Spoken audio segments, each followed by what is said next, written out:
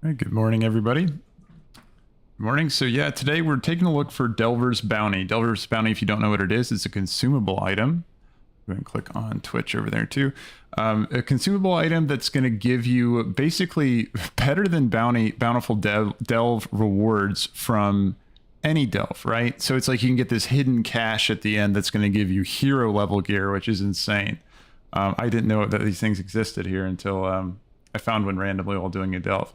Let me do a sound check really quick, make sure the live stream's all set up, and then we'll get into that in just a second. I'm getting a black screen from YouTube over there. There we go. It's loading in. Test on YouTube. Sounds good. And then let's go and give a test on, well, Twitch is, I have Twitch on over there. Hold on. Reload the page for Twitch, and then I'm going to do a test for Twitch. All right. Test. All right, we're good on Twitch too. All right, so the audio looks good. Let me make sure it's not duplicated. And all right, everybody, we are good. Okay, so Delver's Bounty, really cool. Yesterday, I found one of these, and I did a shit ton of delves yesterday, to make that clear. I did a bunch of them, and I was only able to find one Delver's Bounty so far. I got the this ring right here, which is a hero gear, hero piece of gear, which is awesome that we can actually get those during the week and not just on resets with delves. The only thing is that it is a pretty small drop rate, and it says the reward is offered for tier 8 and above. So I got a theory that right now tier 8 is kind of what we want to aim at for us to be able to farm these. Now, a couple of things I'm thinking about is which of the delves can we easily get through a tier 8 faster? You know, because we want to get to that end cache. We want the possibility of picking it up. Oh, I just realized we didn't go public on YouTube just yet. Hold on one second, everybody. I'm sorry to pause this again. We're going to go over and let's say public on YouTube. Where is it? There we go. Got it. All right. Now we should be good. All right. Yeah, there we go. It says public. Okay. So yeah, basically we want to find a way to be able to farm those efficiently. Each time that we complete a delve, we have a chance of getting one of those. And then hopefully, if we find a really fast delve to run repeatedly on tier 8, then maybe that would be the best way, just to try to farm out as many of those bountiful delves as we can. Not bountiful delves, but Delver's Bounty. Oh my God. All of the different delve terms and shit is just like a tongue twister. They really like that word bountiful, don't they? So let's go ahead and first, also too, I got to create my spark item at some point too. I'm just checking the important quests up here. But something else for you to know about too as you're doing delves. I know some people were having trouble with just like keeping up with keys and stuff.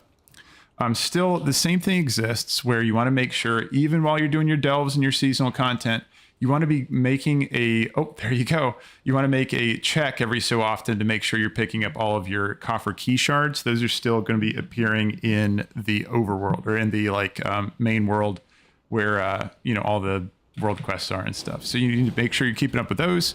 And then also too, we have a new way of farming key shards as well that we're going to be getting from the end of delves. I did find the first one of mine at a tier 8. It's called a World Soul Memory.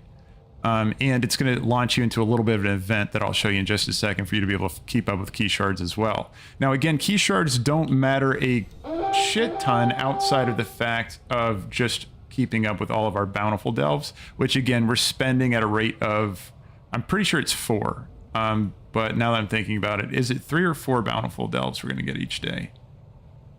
One of those. But you see, we're going to be spending those each day for the bountiful delves that come up, and we only make about 4 a week and change. It all depends on... Good morning, Bamson. How are you doing today? 4. Yeah, it is 4, Bamson. Okay, I was just making sure.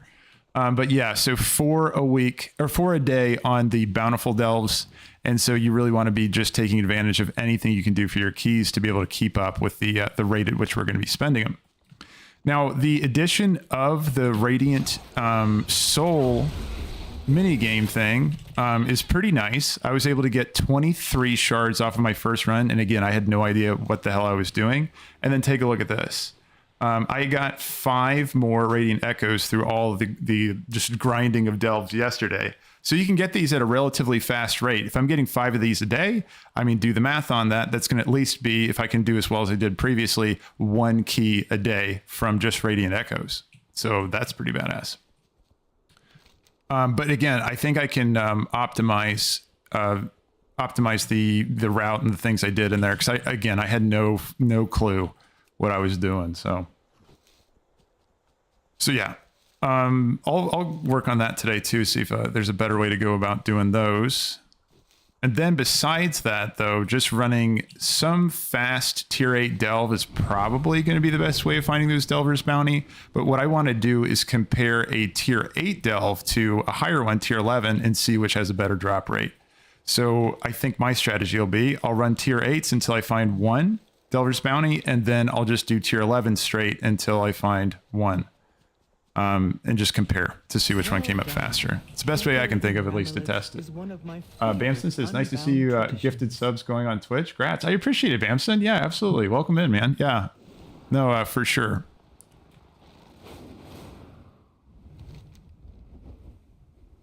Let's see. Was there another one? Yeah, so anyone else that's looking at their map, just look in the south. There's going to be a coffer key down here right now, and I'll check for other ones and let you know if you're in the game right now. But they stay up for a few days, so it's like no rush. Oh, okay, so it looks like, and I've only done 1 World Soul Memory so far, but it looks like the World Soul Memories rotate in the same way that you have the World Quests rotate. You just go around and look for that little icon on your map. You can go do your World Soul Memory, but make sure you bring a Radiant, one of those Radiant Souls, or what the hell are they called? A Radiant Echo.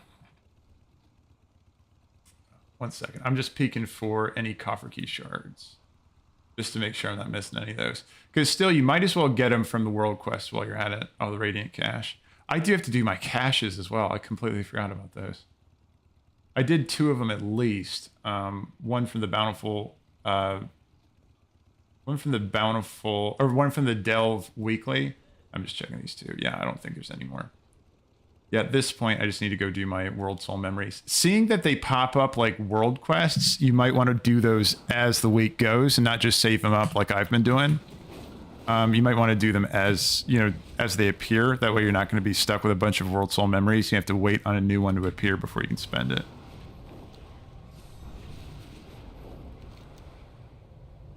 Oh, and there is... Yeah, let's go ahead and jump down into Ringing Depths through the elevator.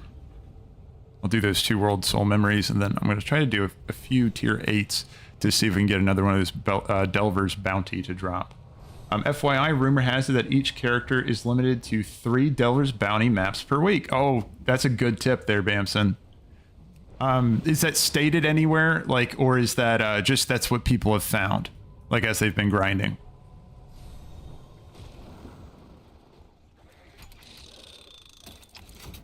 Not in blue. Okay, cool. So that's the theory so far. All right, that's good. And that also means, holy shit, so there's gonna be a lot of... You really got to do a lot of delves each week if you want to max out everything. I mean, if you're sticking to the track of trying to optimize your delving route, if you're trying to do all 4 Bountiful delves per day, then... I mean, that's still a good amount of farming by itself. Hopefully, passively, you'll be able to get those, bounty maps as well as you're working through that within that time. But, yeah, it's quite a bit of a grind. Just various forum posts that I've seen. Okay, well, that's good to know, man. I appreciate it. Really good to know. Is there any information so far on what people found was the best, level to run it on? Oh, you can run... I didn't realize this. Okay, so you can just run 1 of these and spend 5 echoes. You'll earn 5x more coffer key shards. Yeah, so it's basically more time efficient. I'm down. Okay, let's try it. So defeat as many as I can. Hostile visions. Okay, so I'm just killing hostile visions. I don't see any rares or anything to go for. I wonder if this is better to do in a group or not. Just so you can get more, just kill more things within the time limit.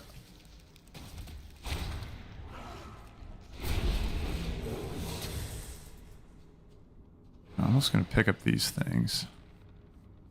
What is this?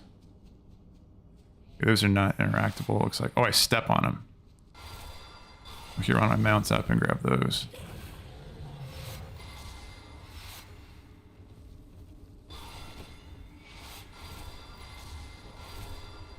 And yeah, I'm already doing so much better than I did the first time. Okay. Looks like I collected enough of those because they're gone. Oh, and there's a rare. Let's get over there for that rare. Just have a feeling rares are going to matter a lot more.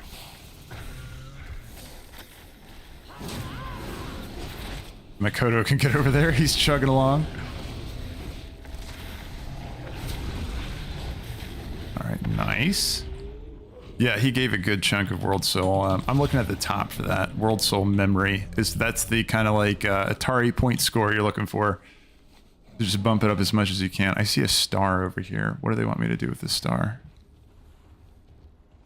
Just World Soul Memory. It's just telling me it's here. Okay. Well, I'll just keep killing these guys. I don't even know what that was. Ooh, I don't know if this is related to the World Soul Memory thing. Here we go. This guy is. There's another rare. Here. I just want to mount up so I can get to the rare before it dies. What was a Brontosaurus? That's cool.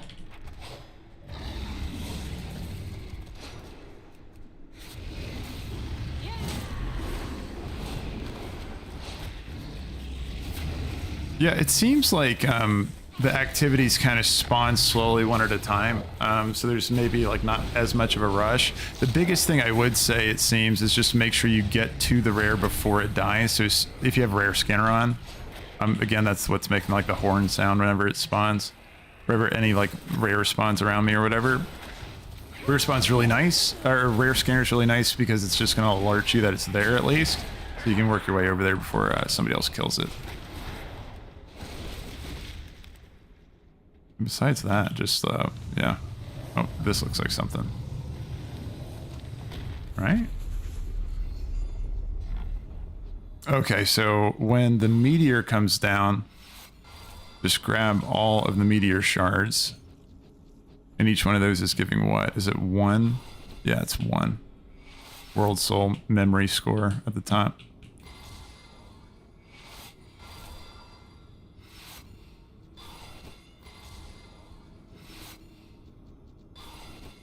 At least this one so far looks like it rotates between just killing random like little mobs, meteor blows up, and then a rare spawns.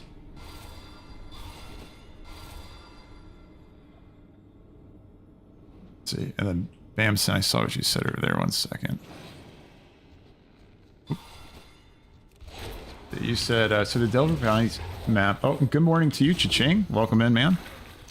Oops, who's this? Let's grab this one really quick. Trying not to miss any of the rares. So it did say like 5x on this, by the way, so I'm hoping that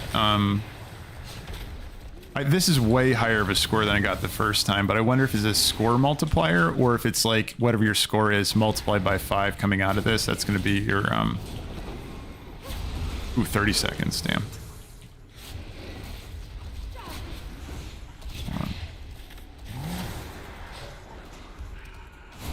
I don't think there's anything else that spawned besides that. I'm like, ideally, I'd love to get like 100 shards out of this, but I just don't know if that's possible to get 100 shards on one of these events. It would be nice to get a key out of it. Okay, there we go. So, how many did I end up with? Oh shit. Okay, so I ended up with 137 key shards on that. But again, I invested 5. Keep that in mind. 5 of the Echo souls. And then I got 262 Valor Stones. So really, Valor Stones from this is remarkable. Like that is a lot of Valor Stones in just one event. Awesome. But yeah, that was 5 souls. Bamson, you said, so the Delver's Bounty map matchups the level that you run, maxing at 9 to 11.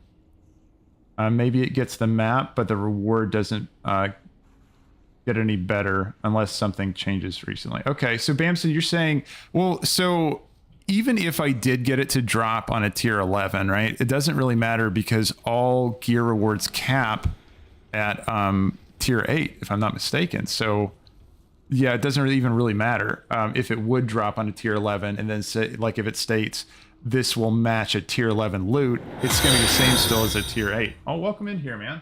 Let's see, Arcalic, welcome into Twitch there, man. I appreciate it. Thanks for following over there on Twitch. I'm trying to get a partner over there, so it really helps. Oh, there's a follower goal that popped over there. Awesome. I appreciate it. That's 120 followers. I really appreciate it, man. Thanks. Welcome into Twitch over there. Welcome. Let's see. The bonus gear from the Delver's bonus chest at level 6. New goal needed. Sounds good, man. The bonus gear from the Delver's bonus chest at level 8 is Hero 610, I think. Yeah, exactly. And that's what I found yesterday. When I cracked this thing open, I got, it was a 610 piece, and it did fall off of a tier 8, right? So I think your theory's correct there. And I also think we can extend that into the fact that it should cap out at that. I don't think you can get anything higher than a tier or a 610 piece from the hidden cache. But if anyone else finds out otherwise, like if you can get something higher, if you do a tier 11 for those, I would love to know that. And that would be insane, because that means we would just have to grind tier 11s all the time. But it would be kind of nice too, though, because like it would give you a reason to want to do tier 11s. All right, I think what I'm going to do really quick is juice my gear as much as I can. I just got some more Valor Stones. I'm going to go try to upgrade. And then I'm going to try to just farm these out. I'm just going to go for tier 8 delves, I think, to farm those out. Until I hear otherwise. That, Lucas, you're asking, you said, what is the Delver's Bounty for?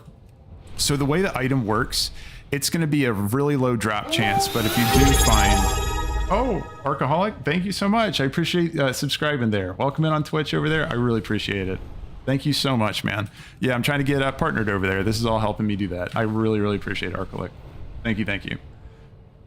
Lucas, to answer your question, you said, what is the Delver's Bounty for? The Delver's Bounty is going to be an item you're going to find. It's a rare drop you're going to find at the end of your delve. And it's going to make the next delve you do give you a hidden cache if you use the item, right? And that cache is going to match... or it says on the tip that it's going to match what a tier 8 Bountiful delve would be. But, for example, I'll show you exactly what I got out of mine yesterday. Let me see. Oh. Okay, let's see. Oh, gifted 1 sub to the... Oh, awesome, man. Arclick gifted with sub as well. I really appreciate it, dude. Thank you so much. Thanks, man. Welcome in. To show you what it is, I got a hero piece of gear off of the hidden cache on a tier 8 delve, right?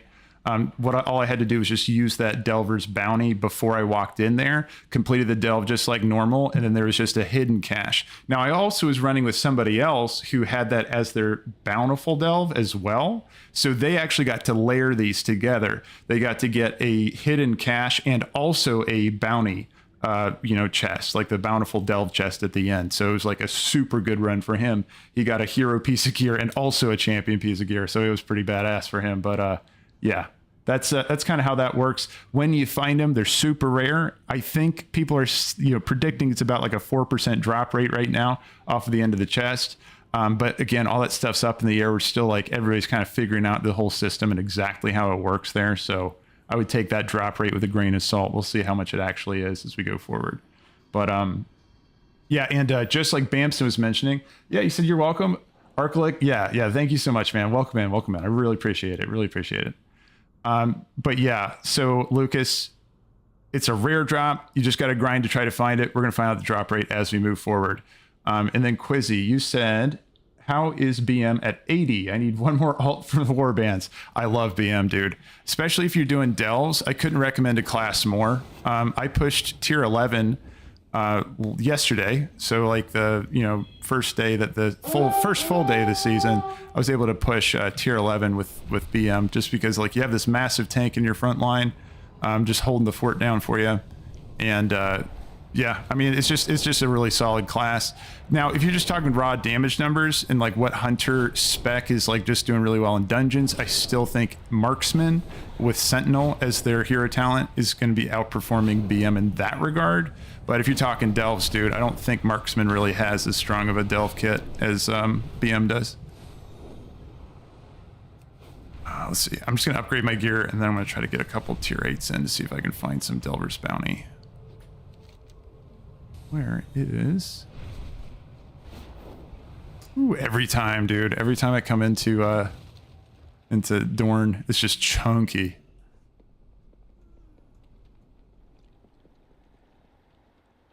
But yeah, Queasy or Quezzy, yeah, definitely. I would recommend BM for sure. Oh, and then Saith, you're asking, can they drop from a normal delve or only bountiful? That's a great question. I'm trying to remember like which one it dropped from. I think it's all delves, but I'm going to be testing it out here today. There's a lot of theories going around about these things. Since they are such a rare drop rate, I think we're all kind of figuring out exactly like the rules around it. But I did all of my bountiful delves first yesterday, and then I'm like 90% sure. I could check the VOD to know for sure, but I'm 90% sure it fell from a normal delve. So you should be able to grind these out if you wanted to. I don't think they're tied to just like being found in bountiful chests. Wait, why was I going to this? I don't remember why I'm walking over there. Hold on. Let me get back to the valor. The, what is it? Mythic aspiration guy. Yeah. There we go. So I'm just going to try to juice as much as I can. I'm just going to push my weapon, I think. Ooh, I'm short on valor stones. 280. Shoot. Now let's see what else I got. Do I have a champion piece I can push? Yeah, there we go. But yeah, if you're working your way through delves, I do suggest, and again, this is min-maxing, right? Like you really don't have to do this, but if you're trying to make sure Brann's leveled up as much as he can go, and if you're trying to make sure you get the gear you can, and all that kind of stuff, you want to make sure you're doing your 4 bountiful delves a day. That's ideal, you know what I mean? But you don't, like, it's not absolutely, you don't have to. But again, remember, bountiful delves, I'm just looking for the way down. Where's that core way? There it is. Bountiful delves can be the only way that you can get experience to Brann. Oh, it says hype train started. All right. Well, I appreciate it. I don't know. Again, I'm kind of new to the whole streaming thing, so I don't know what hype train means. But hell yeah, hype train started. But so basically, you want to try to go in and just do as many delves, do as many of the bountiful delves you can a day, because the main thing is that you're trying to get your experience onto Brann. Brann does have a cap over at level 60, and he was capped at level 15 for the longest time pre-season. And I'll show you what this is what 4 bountiful delves looks like for Brann. It took him from level 15 up to 22. So you can see you get a decent chunk of experience. So if you're trying to bum rush Brann, and again, he is the powerhouse of your delve, you can really get him up quick if you are just keeping up with his bountiful delves.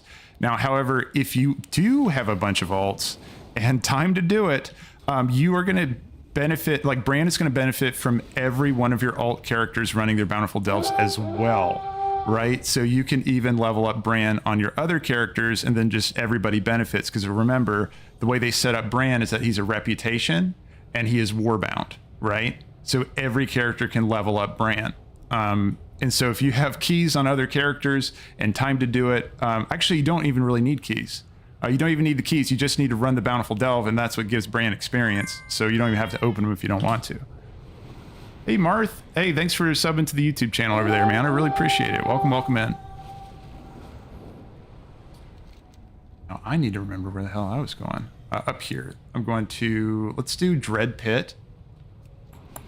Do I want to do Dread Pit? Yeah, I'll do Dread Pit. The Nerubian bosses are a little bit of a pain in the ass because of Stinging Swarm. I don't know if anybody else has noticed that it's just like you're guaranteed to get hit by that AoE damage from Stinging Swarm. And it's just pretty much a gear check for the most part. Let me see. I'm going up this way. Let me get to that Dread Pit. And then I saw you had a question there, Queasy. Let's go. There we go.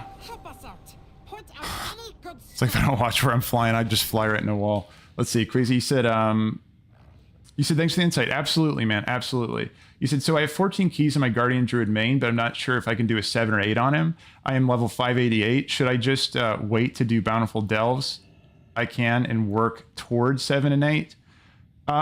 So should I just wait to do Bountiful Delves? I can. Oh, so you're saying, like, basically, is it okay to just work up your tiers and work towards higher tiers first and then start opening your keys?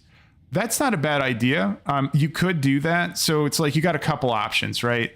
There's two trains of thought on this, right? First of all, if you're a character or player that only wants to progress their character through doing delves and nothing else, like you want to solo play, you want to just do delves, period, then I would not at all be afraid of just opening up your coffer chests, your bountiful delve chests on whatever tier you're struggling with, because you're not going to get gear upgrades from anything else, because you're not going to be taking gear from mythics, you're not going to be taking it from raids. You get some from LFR if you do that, but the base level gear you get on all tiers, doesn't matter what tier it is, those small chests, they're always 554. And that gear is not necessarily going to be helping you towards progressing into higher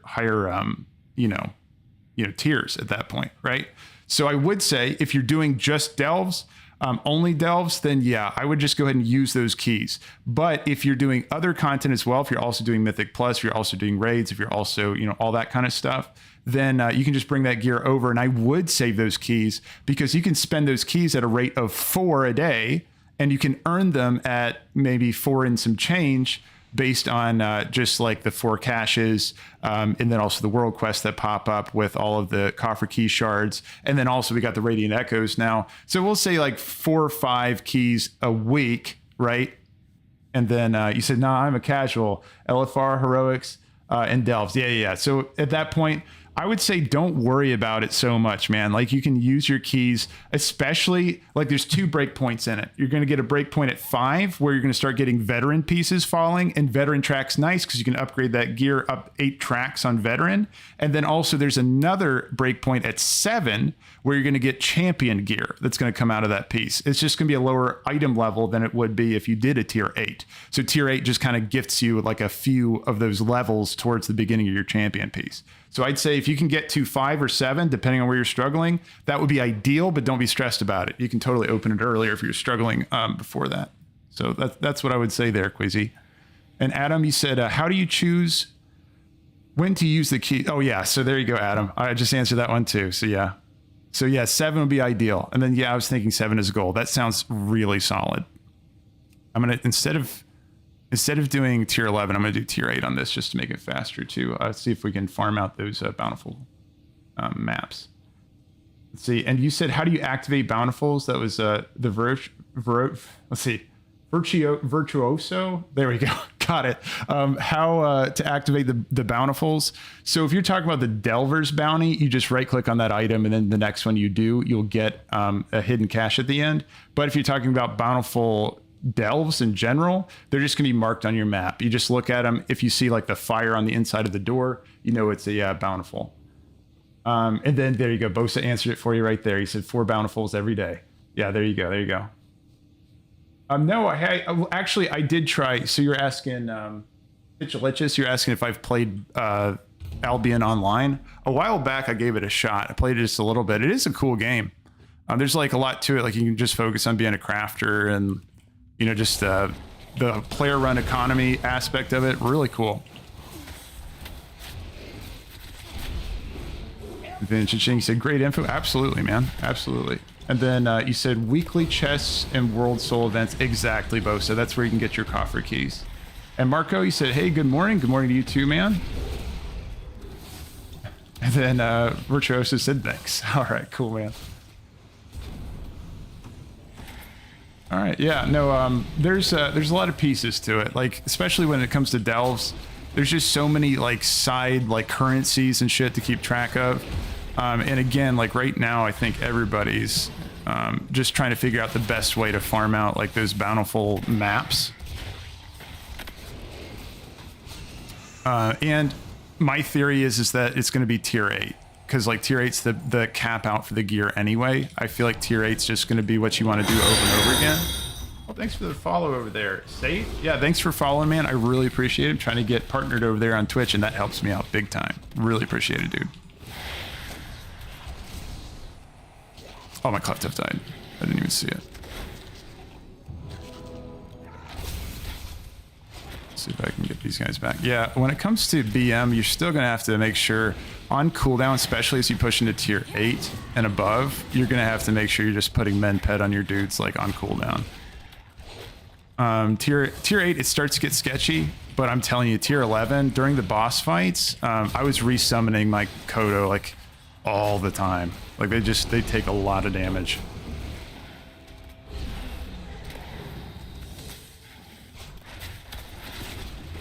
He said, last question. No problem, Queasy. You're good. Last question. I watched your video on the 4 keys from the chest and the additional keys I can get from weeks and where from. So here, I'll show you.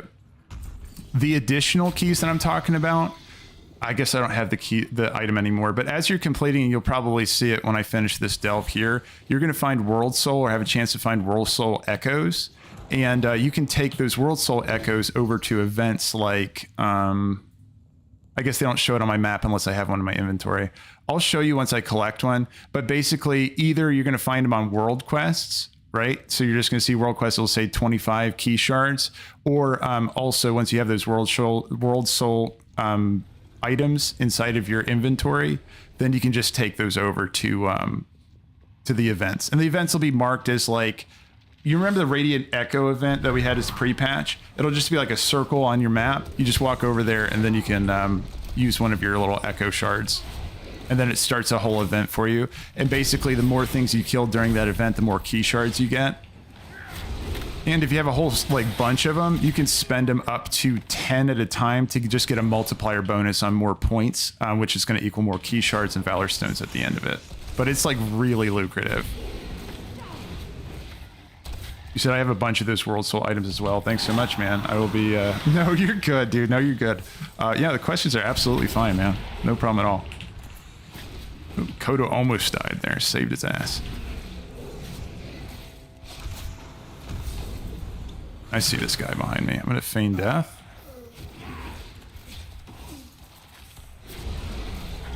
Yeah, tier 8s at this point after like some item upgrades are way easier than they were yesterday. My first tier 8 I did solo on my tier 8 Bountiful. I did solo at 571 gear score. So I mean, if you are playing Hunter, like I can only talk from a Hunter perspective. I don't know about other classes. But if you are playing Hunter, then it is possible to do it like early on a heroic geared character, like heroic dungeon geared character. You got to be patient, right? And you got to watch for the casters. The casters you got to control as much as you can. And just make sure you interrupt all their spells, essentially, and then you should be good to go. Safe, you said, can you do this in a group and share the Radiant Echoes? So I was just wondering that. Actually, if you try that, Safe, let me know. I don't think you can go in and do it unless you have Radiant Echoes to contribute, right? But I think your multiplier is going to be scaled down to however much you contributed. You know what I mean? So it's like when you click on the Radiant Echo, it's going to ask you to invest a certain amount, and you can choose 1, 5, or 10, I think it was. And yeah, whichever one you pick, that's just going to determine exactly how much you're going to get after the event finishes. To my knowledge, to my understanding. But I've only done it 2 times now, and I did so much better the second time than I did the first time, but I also invested 5 currencies instead of just the 1. Like the first time I did, I got 23 key shards. Second time I did it, what was it? I think it should still be up here. It was like 137 key shards and 262 valor stones. Like it was insane. But again, that was me investing 5 that time, so...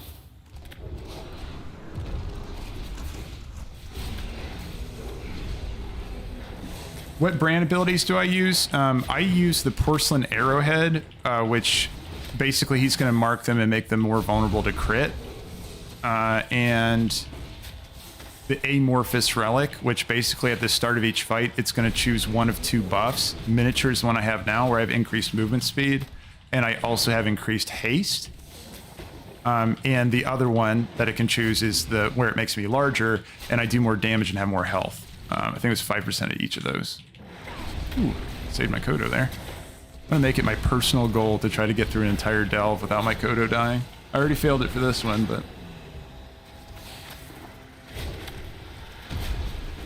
See, how hard was the World Quest Soul you did at 5?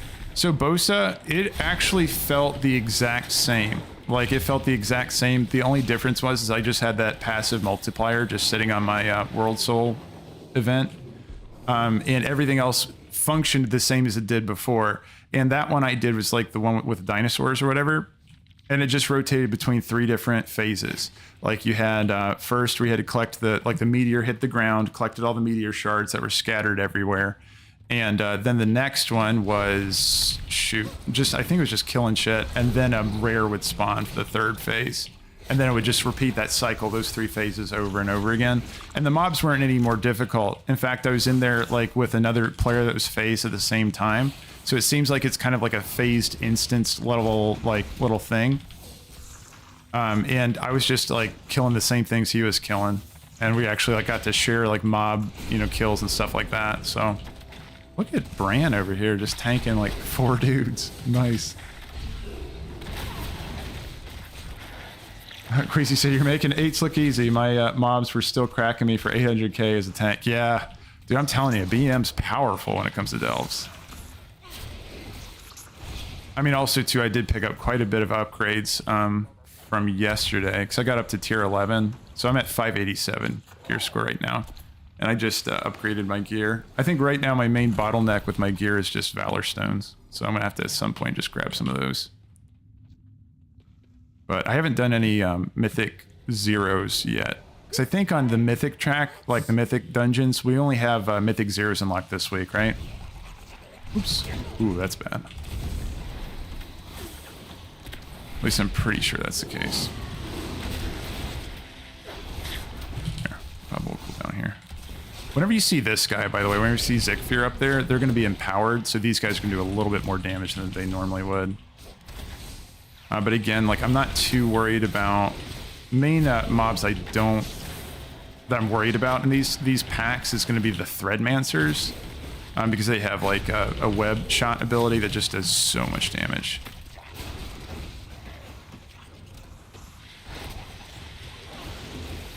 I'm gonna get this guy down. There we go. Oh, I need to rest after that one. I'm just gonna scoop up these guys too. I still wish you could talk to Brann and just tell him to put down his little campfire. That would be really nice.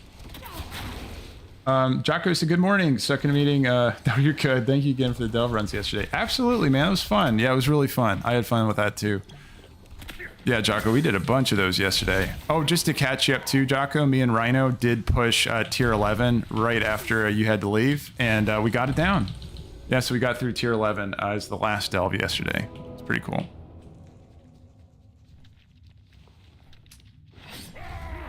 So just 0 this week. Thank you, Queasy. Then Rival, you said, yo, you said, so I'm about to get into delves. Which one should I pump through to get tier 8's easiest and quickest? I have a recommendation for you on that for sure. I would suggest, I was working this out yesterday, because as we were pushing to tier 11s, there were some delve bosses that were just literally impossible. This one right here, Nightfall Sanctum, I feel like that's the best one to progress on, because the main event, the main thing you have to avoid is those little purple circles that grow and shrink on the ground. And you can use that, don't forget that special action button to pull the circles away from like the quest interactables and stuff. And the boss at the end doesn't really have any crazy mechanics besides just get out of the swirlies and don't stand in the cone and that kind of stuff.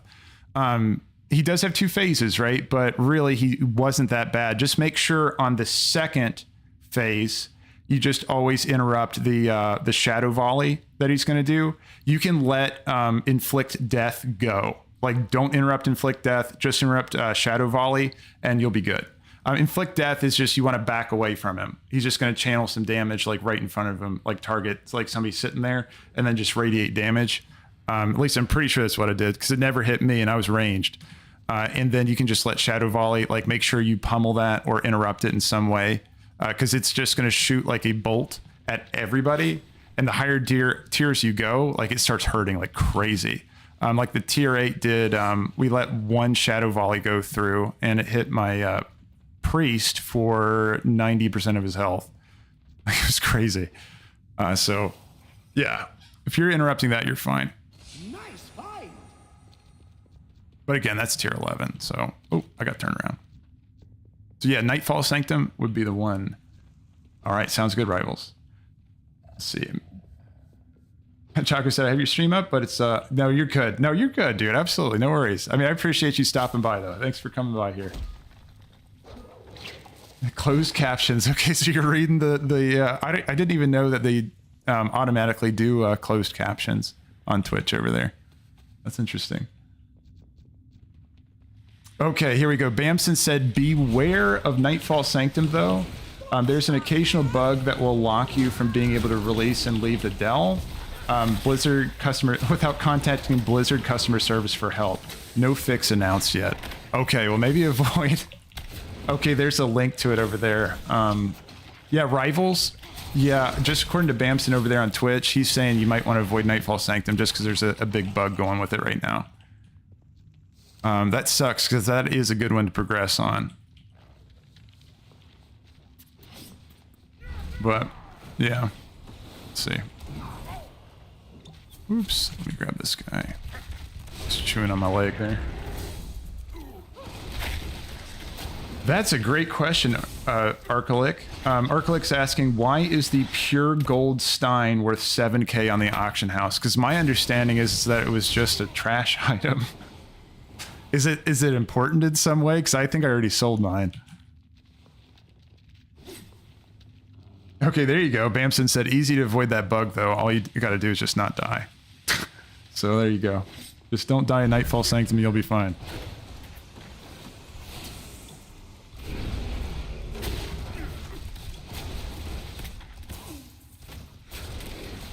Let's see, and Queasy, you said, honestly for me, I almost always go solo player Delvs as it being a big part of my game. Absolutely, Queasy. And actually, I noticed that in some of the Delvs, it's actually a lot easier just to go solo. I'm mainly thinking about the ones where you're carrying candles and the ventilators and all that kind of stuff, because then you only have to worry about yourself, first of all, staying in the candle. And also the boss, the kobold boss at least, has like a spell he puts on you that makes you radiate fire damage. If there's only one of you in there, then you don't really have to worry about it that much. But those two of those stacking up together would just blow up. And you have to be close together anyway because of the candle, so it's just a little bit crazy. Let me crack these. But no, sometimes I feel like it's easier just to go solo. Oh, I did not mean to pull those. I'm going to go feign death. And I think, yeah, there's a Threadomancer there. I'm going to stun him. Let me just tar trap back here. Luckily, Brann is holding down the fort over there, tanking 2 dudes. Anytime you can get Brann to tank stuff, it's really nice. He's just so beefy. Like, look at this. He's barely taking any damage. So if Brann ever does get to tank, like, yeah, you're in a good spot. Yeah, let's see. Grab this really quick, and then I'll grab that cocoon.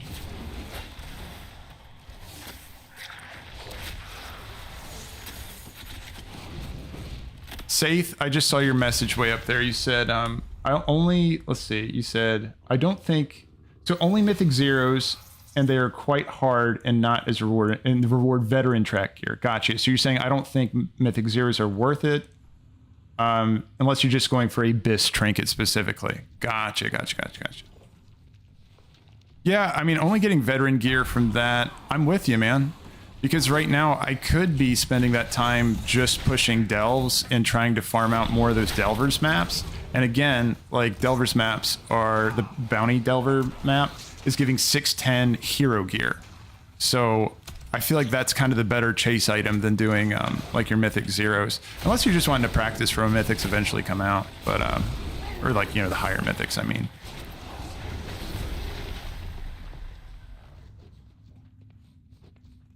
But yeah, no, that's a really good tip there. Really solid tip. Squeeze this guy out. Any recommendations on where to farm valor stones? So just based on that one event, the 2 events now that I've done with the Radiant Echoes, that's really good. Like that one event, I got 262 valor stones. Let me just repair my gear really quick while I'm here and sell this junk. Hey, my bags are so much cleaner today. I made a point of cleaning that stuff. I had so much junk in there yesterday, it was driving me nuts.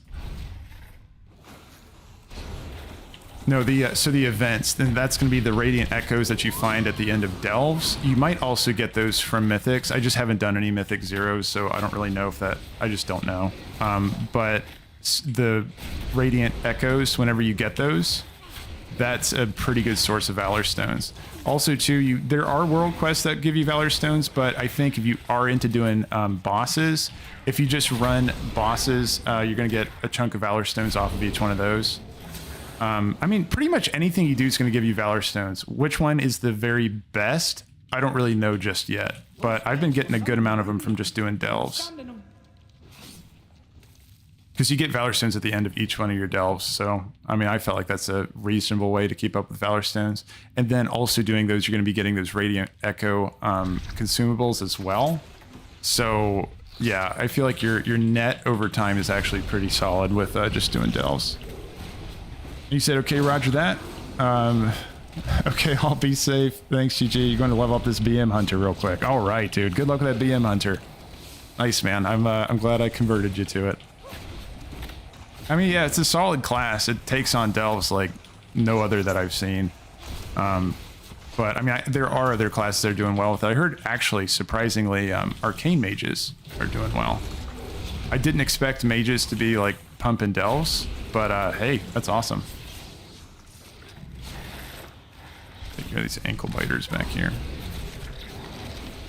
I have something to show you guys on this boss coming up once we get over there. There's a mechanic that, I mean, there's only so much you can do to avoid it, but there's a particular spell he's going to do that you have to blow a cooldown every time he does it. It's the Stinging Swarm ability, because the AoE on it, I haven't found a range. Actually, that might be something to test here on this run. I might try to physically range it and just go crazy far away to see if it's possible.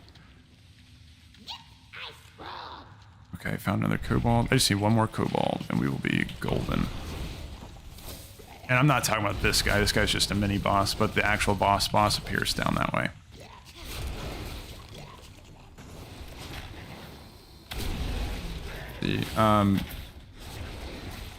Yeah, this boss though, yeah, if you think taking him off the cliff and run back to the lurk guy, you should be able to outrange. Oh shit, okay, I'll try it. I'll try it. I'm gonna find the limitations of that spell, because it seems like too powerful. I mean, it almost seems like a gear check, like if you can't withstand the damage, and of course, if you're not blowing your cooldowns, like your defensive cooldowns, you just get screwed. And there's only so much Brann can really do to keep you up through that too.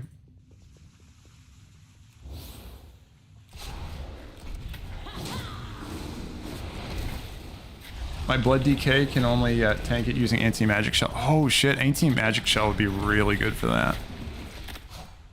Yeah, that's a solid call out on that. Yeah, you even need Death Strike, yeah. It's too bad about the nerf to Death Strike. I know that's been keeping DKs back a little bit, just healing through this stuff, but yeah. Chris, you said, oh, you have done that boss, but in 20 minutes ago with a full party, that ability was doing 2 million damage a tick. Yeah, I know. I know, it's absolutely insane. Yeah, and it's not this, for the record. Anyone who's not in the, like, hasn't been pushing Delves. Again, this guy's not the boss. The boss is down this way. He looks like this. He looks exactly like this, but it's not, not this guy. I'm saving my cooldowns for, this guy. I'm gonna grab this too. Let's try, oops. Try this and this. Yeah, there we go.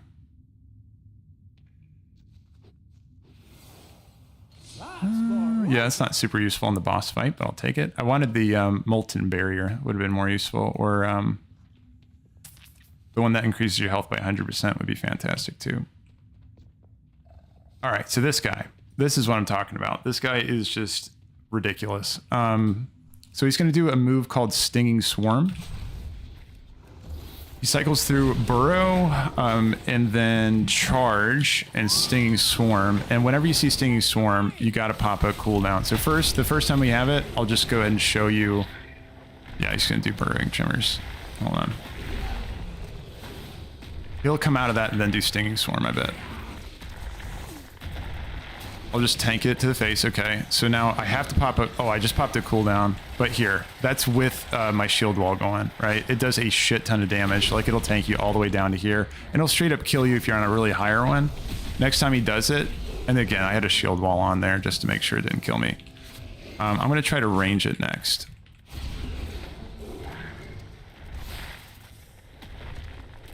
So I'll pop Cheetah, and I'm just going to run all the way down there. As soon as I see it pop. Impale. The next one should be Stinging Swarm. I'm going to go ahead and heal my guy. Okay, there it is. Ooh. You can range it. You just got to go absurdly far away, which is not reasonable, I think, for most characters. I can cheat it at least and run away, but you just have to be like a football field away from that guy. And I walked a little bit around the corner. I wonder if it's an LOS mechanic too. Ooh, that's really good to know, though. I didn't know that you could range that. Okay, so let's try it again. So I'm going to walk all the way back here. Yeah, you see how far away you have to be on Stinging Swarm? It's like the cutoff is like right around here. That's how big that AoE is. So if you don't have something tanking it far away from you, then, I mean, I don't know how you're going to get that kind of distance on like a DK, for example, or... I mean, a Paladin might be able to do it with a Steed. Warriors can do it with Heroic Leap Away, but I'm just thinking about melee characters can be kind of screwed on that.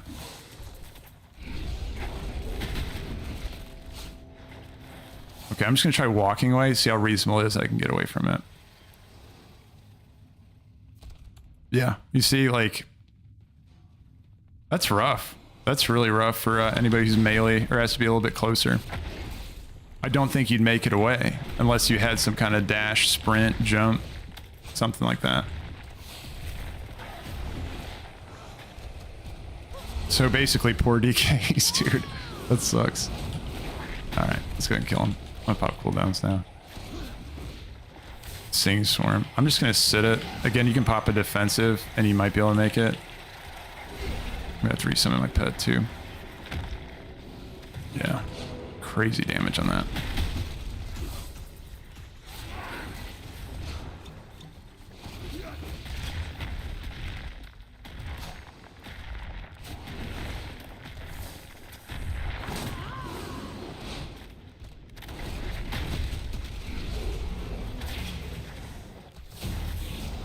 Yeah, those guys are nasty. So you'll get that as your boss anytime you're doing a Nerubian delve. You're going to get Lord Victus or whatever his name is. And so I was just telling you, somebody was asking about Valor Stones. Again, it's 25 Valor Stones every time you run a delve, which is not bad. They're pretty short. I do think if you talk about Valor Stones per hour, though, I bet dungeons are a little bit better because you get them off of every dungeon boss, I'm pretty sure. But if you add in the fact that you're also going to be getting those Radiant Echoes, which I didn't get one on this run. I don't know what the drop rate is like on the Radiant Echoes, but yeah, you get those as well. So another option. Rivals, you said, well, this boss will be a pain for me because you're a DK. Yeah, dude, I don't well, I mean, you have the mount ability now on Unholy, right? Like, don't you have the Horseman tier hero tree or something? I don't know anything about DKs, but I thought you got the ability to ride like a mount in combat or something. Maybe that could help. Yeah, that's a tough one. I'm going to do it again. I'm going to see if we can get that Delver. I might do a faster one, actually. Dread Pit's just kind of long. Waterworks should be a good one to do just quickly.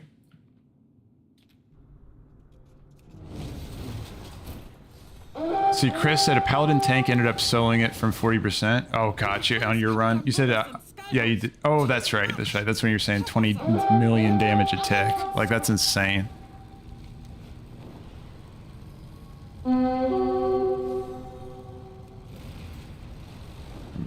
So you said, yeah, so it's CRT. You said as a DK, start moving as soon as he burrows out and to try to range the swarm. Yeah, and I guess you have that one, you have like, I can't remember that, whatever your sprint ability is, where you move just a little bit faster, but you can't be like slowed below 100%. Or Wraith form. Yeah, I guess you could Wraith form away. But yeah, in any case, you're going to have to be doing like ahead of time. You're going to have to start booking it as soon as you see the burrow going, or you're just going to get obliterated by that. Okay, let's do Waterworks. Waterworks is relatively quick. So I'm trying to just get like chests to see if I can get a Delver to drop. Need something to do?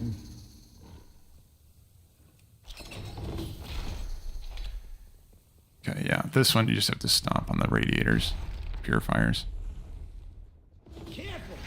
Totem's power will drain whenever you take a step. Death's Advance. That's right. That's what it is.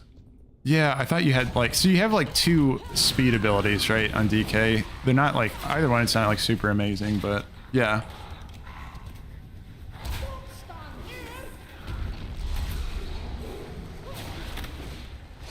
Thorform, you said good morning there. Welcome in, Thorform. Oh, your message. Yeah, welcome, welcome. Good delves yesterday, man. That was really fun doing those.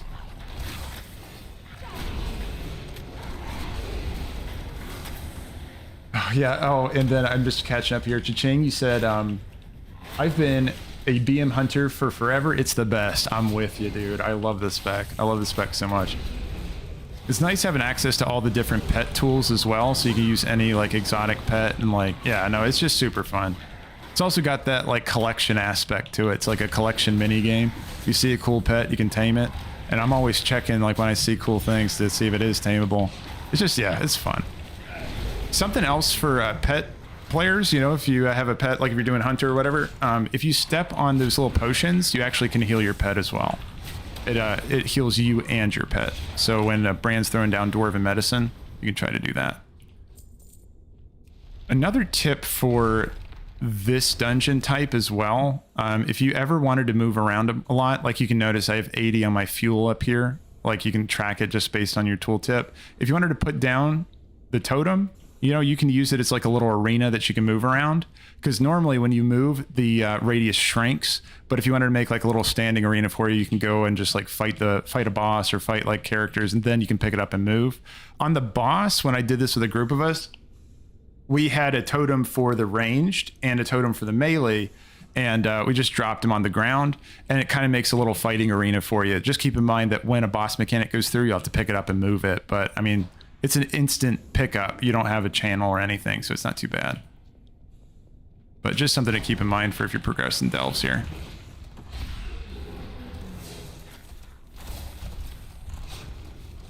But this guy, this is the boss I was thinking of earlier when somebody was asking about, is it better to do groups or do solo for delves? This boss, I'd say, this delve in general, I'd say is just better solo.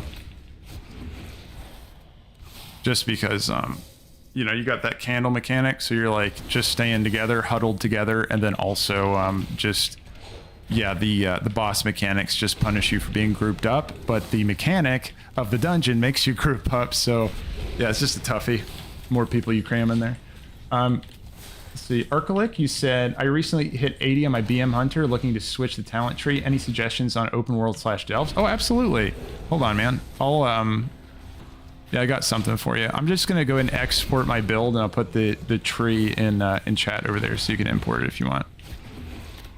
Give me just a second. I'll finish this guy off, and then I'll do that for you.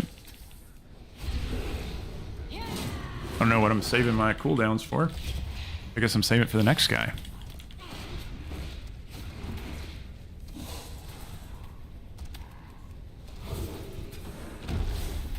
Let's see. There we go. Okay, so let's look at right here. Oh, hold on. Share, copy to clipboard. Okay, here you go. Yeah, no problem, Arcalic. Yeah, no problem at all. We're in a good spot. There's a lot of knowledgeable people in the chat there too that can help you out with stuff as well. So there you go, Arcalic. I put the, so basically you said you're new to WoW. Let me show you really quick.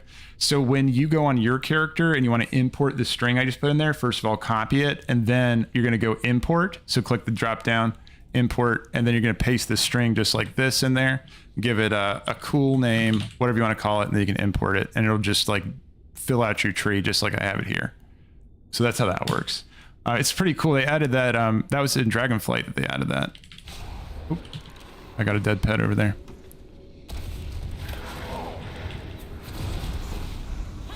And you picked a really good spec too for learning the game on, because the thing is that oh, I got another thing for you after this. But BM has got a pretty simple rotation to it, so you can focus more on mechanics. You can focus more on learning, you know, the game around your character instead of focusing getting really hell-bent on like exactly what's going on with your rotation and all that kind of stuff. No, it's a very chill, simple rotation. But you can simplify it even further with something else I'm going to show you in just 1 second.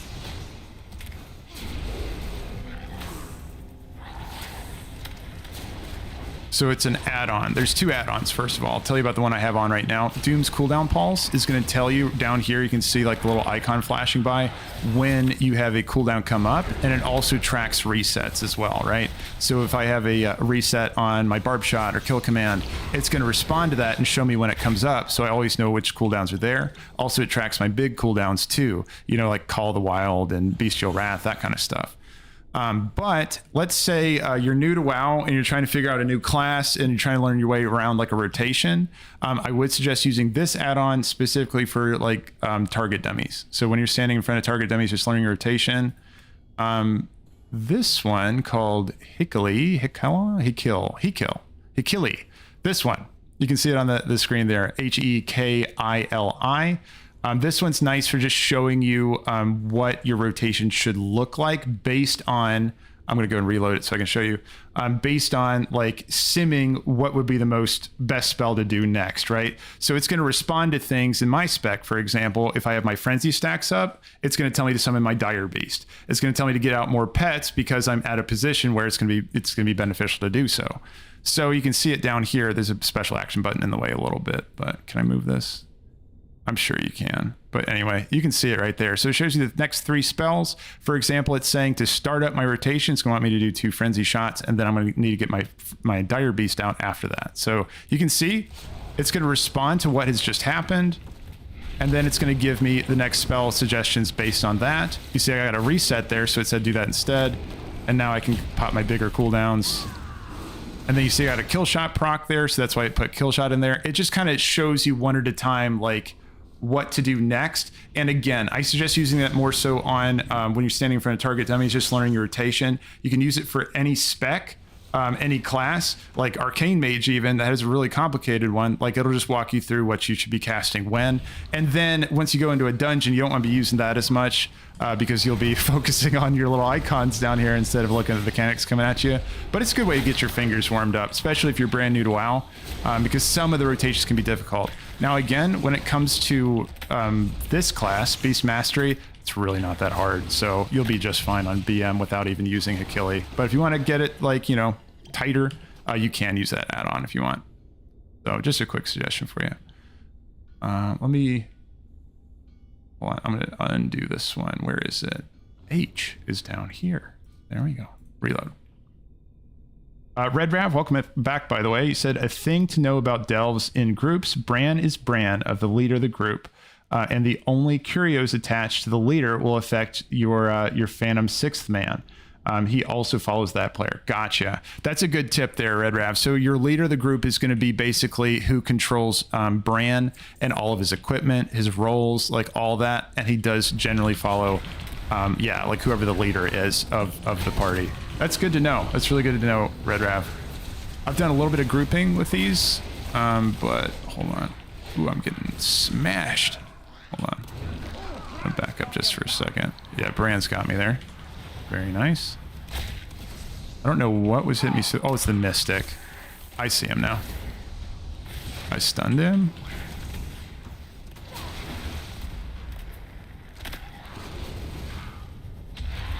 There we go. Oh, we got it. Hey, Derek. Welcome in. Thanks for subbing to the YouTube channel there. Appreciate it. Welcome in. Welcome in. I gotta stomp on this over here. He said, Arcalix said, thank you. Appreciate the tips. Absolutely, man. Absolutely. Thank you for asking the questions. It's CRT. He said, do you want to run some Bountifuls when they reset? I'm down. It's CRT. I'm going to be moving into some work stuff probably around the reset, so I might not get to it now. I'm going to try to come back, maybe stream later today, but if not, yeah, I won't be hitting up the Bountifuls until next reset. But yeah, absolutely though. Yeah, anyone that wants to run delves and stuff, I'm always down. Like you can message me or send me an invite. It's Gladius GG - Black Dragonflight. Yeah, I'm happy to push delves with you guys if you ever want to jump in. Oh, name of the rotation add-on. Hold on, I'm gonna type it in the chat down there for you. Achille. There you go, Achille. If you look that up on CurseForge, you can find that. Oh, the other one though. Hold on. Oh my gosh, the Mystic. His fireballs hurt. The other one is Doom. Let's see, - cooldown pulse. I think that's exactly the way it's written on CurseForge. That one's really good too. That's the one that's appearing down here where you're seeing the resets and stuff like that. By default, it's gonna be right over your character. I just move it down there so it's not like annoying anybody watching. But I still get to see it so I can track my cooldowns and stuff. See, the Delv Bounty loot truly hates Mark's Hunter a lot. What makes you say that? You just, you're having trouble getting like good stuff for Marks to drop? Yeah, I guess they just expect you to play BM. That's funny.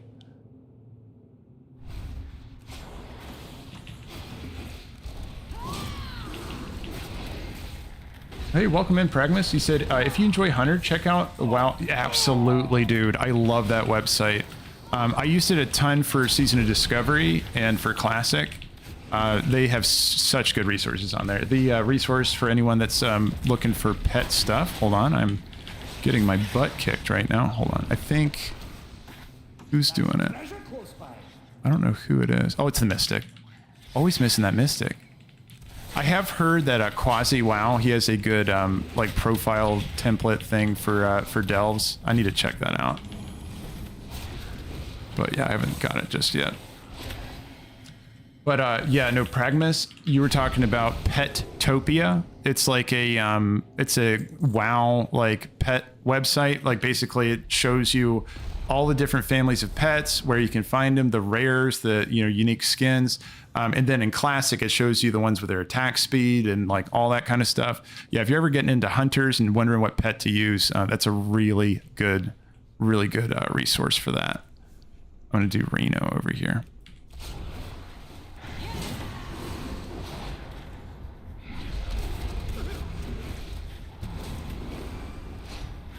You got to dodge. Let's see, and gotta get my Ascension going too. These task finders, these guys are very tanky.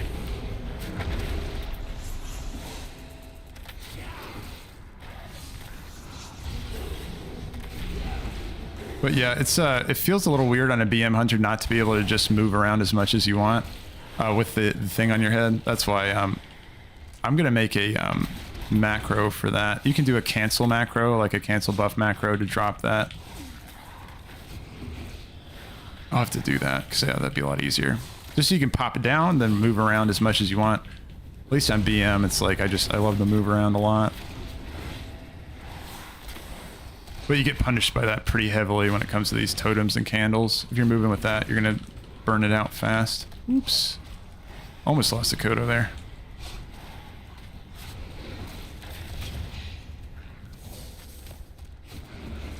Red Rav, you said I got 3 survival melee trinkets back to back to back. Oh man, yeah, no, that happened to me.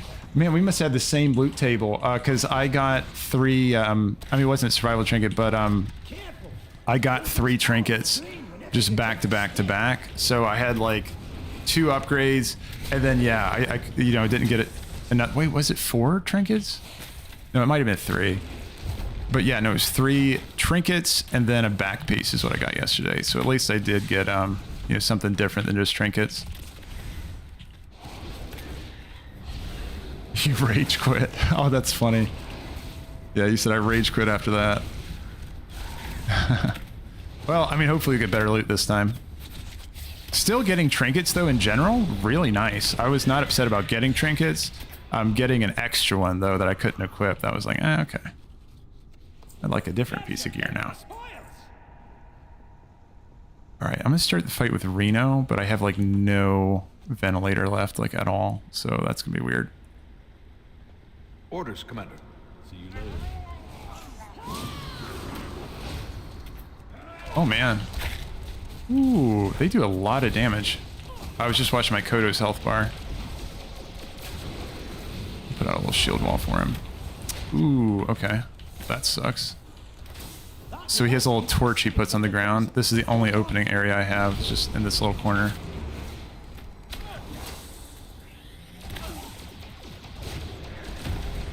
Holy light. Yeah, I should be fighting Murgles first. I just remembered he's the healer of the group. Constant crate, so I'll move out of his constant crate.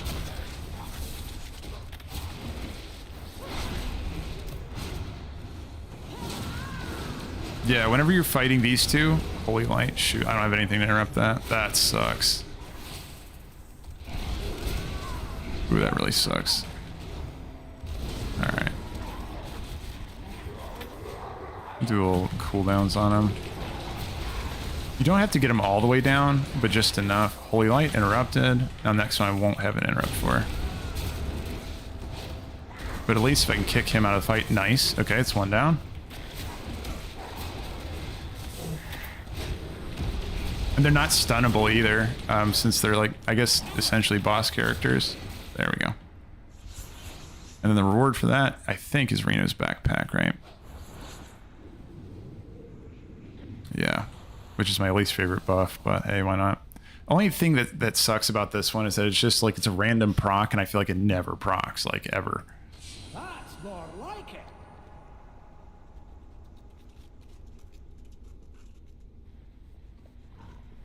Let's see, and then push here. Thorform, you said, got Brann to 20 last night. I also had a meltdown, 21 attempts on 8 Bountifuls before I rushed the boss down. Earth Crawl, Mines. Let's see, last boss of the carts. Refused to leave until I got it. Nice, dude. Well, you got it and then you left, right? Like you got it before you gave up? Hey, that's what counts. That's awesome. Leon, you said the Bountiful dropped a 610 weapon for my Ellie Shaman. I'm so happy. Leon, congrats, dude. That's badass. That's really badass. Man, that's awesome. Yeah, 603 you said, right? No, 610 weapon. Oh my god. Holy shit. Badass.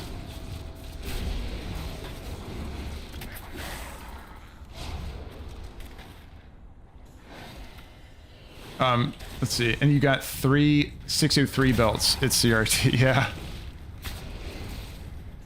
Yep, none with your itemization. Oh, that sucks. I mean, that's the way it rolls, right? It's nice for now just to get the item level, you know, just to get that extra... Oops, I don't want to shoot him. But yeah, no, it's when you don't get the itemization. The way I see it is my first time, I'm not expecting good itemization. I just want that, you know, item level to go up. And then after that, like, I'll try to find the right itemization. But just moving that item level up feels good. Oh, I want to grab this before I move forward. Nice. Cobalt Mystic. That's gonna have to be the guy I kill first. Yeah, their fireballs hit really hard, and they seem to just aim straight at you. Ooh, nice.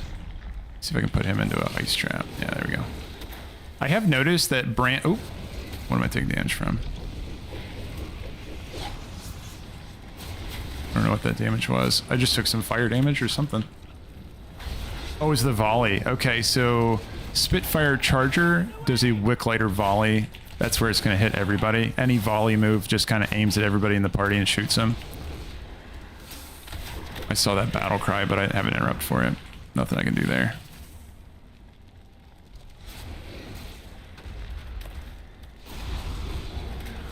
Glider volley. I have nothing to stop that one. Oh, it doesn't hurt too bad. Oh, it's the dot though. Ooh, that's a gnarly dot. Oh my god. Initial hit's nothing to like be afraid of, but the fire dot that it puts on you, that's insane.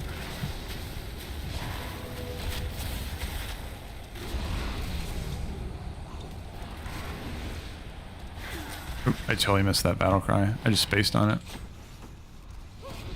I'm gonna wiggle back here so I can get the new totem out. Maybe. There we go.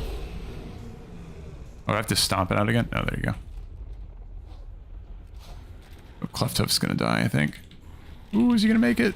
Oh, he's dead.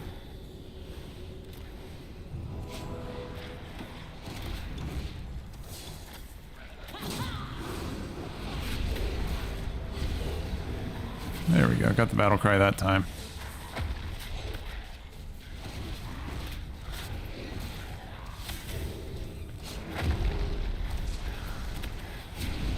See, Red Ravi said, super sad. I have 6 tunes to do delves on, and my loot luck to for my druid. I got 4 capes on my druid. Oh, I got you. So you said your druid got the luck, and then 4 capes to your brewmaster. Oh, that sucks, dude. Oh man, that sucks. Yeah, I mean that's the way she rolls, right? Man, it sounds like a lot of us are in that same bucket where we got like the same item type like dropped. Let's see, hold on. There was a mystic in here somewhere. There he is. No. Yeah, mystics, those are the ones you want to worry about with the kobolds. I'm gonna try to I tried to stun him.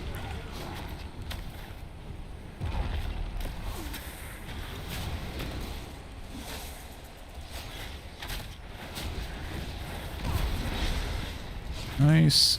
And then just the skull face. Yeah, mystics are the only ones I really have noticed are crazy. Besides the Spitfire Chargers, those guys with their volley are crazy too, though. Interesting. I have a quest for this guy. Is it for all of them or just... Oh, it's for all of them. Okay.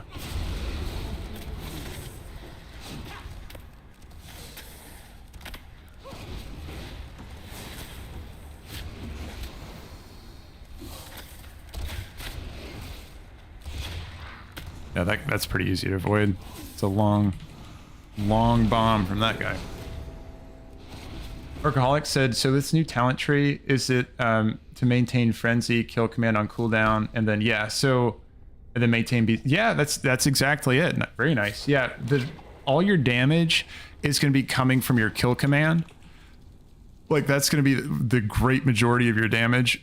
And you want to maintain your frenzy like at all times. Like you want to keep 3 stacks of frenzy at all times just to make sure that you're getting more damage out of your pets in general. But oops, yeah, make sure that you're always never capped on your kill command charges if you're spec'd into multiple kill commands, and just start shoving, and then just don't let that barb shot expire. If it is an AoE situation, just keep you know, your beast cleave up. But yeah, that spec right there is pretty it's pretty smooth, you know, resets on things. But sometimes it's like you're gonna drop your frenzy stacks, but oh, did I lose? No. But the resets on like barb shot when they come up really makes it nice and easy. Oops.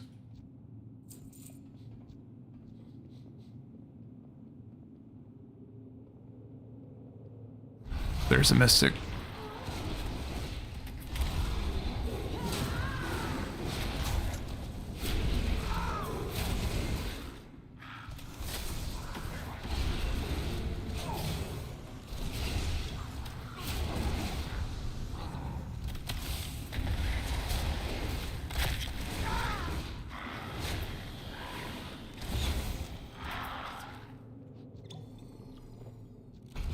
Spitfire Charger. Yeah, this is the guy. Wicklighter Volley, whenever you see that in your delves, make sure, like I just got hit by it, look at this, that dot it puts on you. That's going to be put on everybody in your party, and it looks like it's about half of my health went to just that Wicklighter damage. This one's really easy to avoid. It's a cool looking ability though. Like he leaves that fire behind him. You're looking a bit rough. Take a wee rest. And of course, always sit at Brann's campfire. Oh my god, there's so many pets in the way. Sit at the campfire because you can get a well fed, which is going to give you 5% of your main stat. Red Rav said one more thing. I hope it's a bug, but if two players are doing the hidden chest map thing, only one person gets the loot, and the other players just get air and loses the... No way. And loses the air. Happened 3 times in a row. Wait, hold on, Red Rav. I want to clarify that. Are you talking about the bounty, what is it, Bountiful Delves? Like, are you talking about the usable item that gives you the hidden cache? Is that what you're talking about? And if that's the case, that people lost that for doing it in a group, that really sucks. That might be worth opening a ticket for, because those things are really hard to find. And it happened 3 times. I'm surprised you even found that many. You're really wow, Red Rav. That's crazy. Well, that's good to know. Guys, yeah, that sounds like a bug, but just keep that in mind. Because yesterday I did it with somebody in my party, and we both got our loot without an issue. I don't want them together. I don't want all that together. That's crazy. Here, yeah, I'm going to pull these guys when they come over this way. Let's see. Yeah, there we go. No, I did it with somebody in my group yesterday, and it was okay, but it could be a bug that just happens sometimes. But yeah, it sounds like for right now, guys, we want to just be really cautious. Either save those Delver's maps and wait for maybe a hot fix on that, or just do it by yourself, and then there won't be an issue. Or what you could do is only use it like one at a time. And I want to clarify, Red Rav, those runs that you were doing that you said that they didn't get their Delvers, were they also using it? Because it's not like one person uses that Delver's map and then everybody benefits. It's per character, right? So like when I did that run with a couple others yesterday, there was a guy in there. So Jocko did not use it, right? He did not use the Delver's bounty. I did use a Delver's bounty, and then Rhino used a Delver's bounty. Both me and Rhino got Delver's, like the hidden cache at the end, but Jocko did not. So that is working as intended. But if it is the case that you guys all used it and then you didn't get it, then yeah, you guys got screwed over, and you should open a ticket for it. Let's see. Josh, you said... I know. I was just thinking that too, Josh. I was like, how did you get that lucky to even find 3 of those Delver's bounties? Like, that alone is crazy. Maybe the game just said, hey, man, you've had enough. Like, no, that's cool, though. I mean, good for you. I want to know your farming strategy now. And Josh said, wow, that's brutal, man. Hopefully Blizzard CS takes care of you. Yeah, hopefully they'll fix that. If you did find 3 of those maps and you used them and didn't get any loot at the end, then yeah, that really... Blizzard CS should take care of that for you. And now, would you like to share your farming strategy and how you did that? How did you find 3 of those maps, man? I'd love to do that. That's awesome.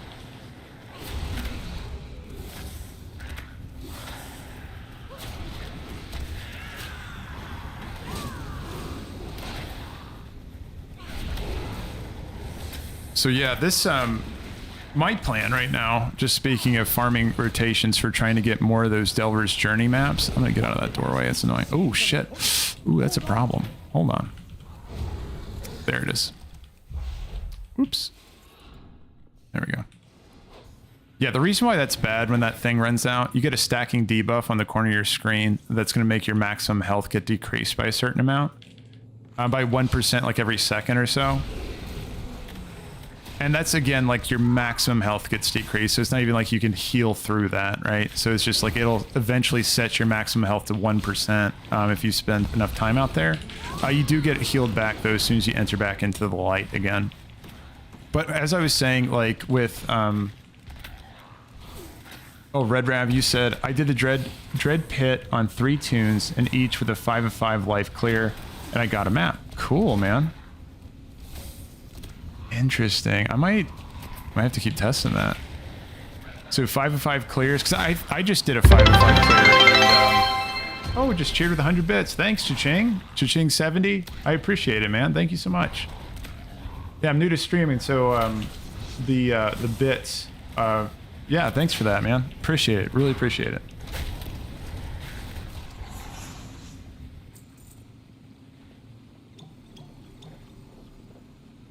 Oh, my poor dead Kodo, just lying there. So yeah, Dread Pit sounded like really successful for you, Red Rav. I might try that too. I did just run the Dread Pit, and I had 5 lives at the end. So I guess it still is, like, of course, going to be just a chance for it to drop. So far, the only figure I have so far on somebody guessing what the drop rate is 4%. I don't know who came up with that number. I don't know how accurate it is, but if it is anywhere accurate, then that means that it's just gonna be a lot of runs, just a high volume of runs to be able to get these Delver's journal or the maps to drop. But I'm glad they exist because they give a reason for people to keep doing delves to try to push to find the hero gear. Stomping, nice. Okay.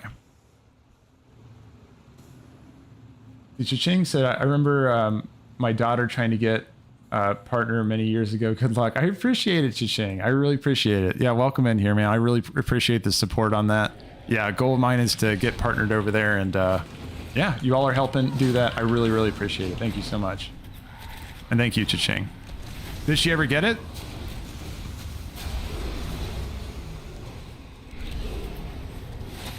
Oh, shoot.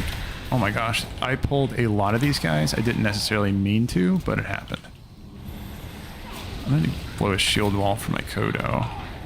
I'm gonna blow a couple damage cooldowns too, because this is gonna be sketchy.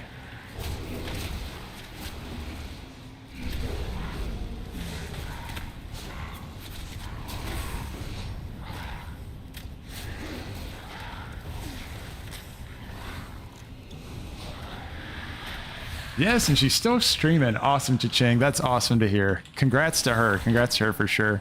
What game does she play?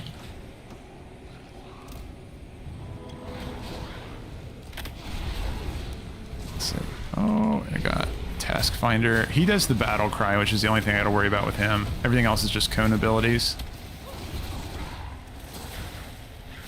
Thwack. I don't even know it. Yeah, so Thwack is just gonna punch a dude in front of him. Yeah, and we're gonna cancel that battle cry. Hell yeah, dude. That's awesome. Oh, okay. Is that, okay, so I've seen the emotes there, Cha-Ching. Is she plays Final Fantasy, I'm guessing. Right? Because I recognize one of those characters. I think, is that like one of the Mog characters or something? I'm not up on my Final Fantasy. The only, so I played Final Fantasy 7, you know, way back in the day. Yeah, like a long time ago. And, let's see. I played through 10 with my brother. But yeah, the online one, I only played to like level 10 or so. It was cool. Yeah, it was pretty cool. Very different. Very different than WoW. Careful. Did I miss something? I think I missed a guy back here. RPG and mix, FF at the moment. Cool. That's awesome. That's awesome.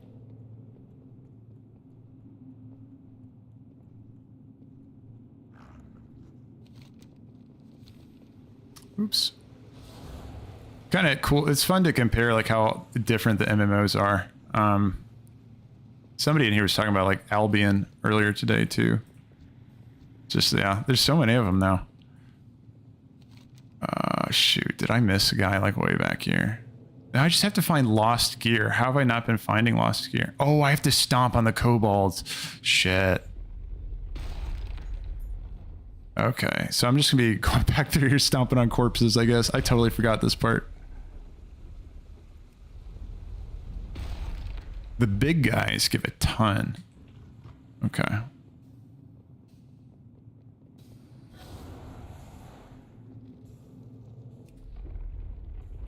Okay, there we go. Yeah, you just stomp. They just drop like gears and stuff. At one time it was WoW. I got you, Cha-Ching. Yeah, well, like Classic. Is that back when she played? Let's see. stomp on this dude. And I got another big guy over there, and that should give it to me. Yeah, after I stomp on the big dude over here, I think we will be golden. Ooh, you see? Okay, I never feel bad about backtracking in delves because there's always something you forgot, right? There's always like something to find. Over here is a purple barrel.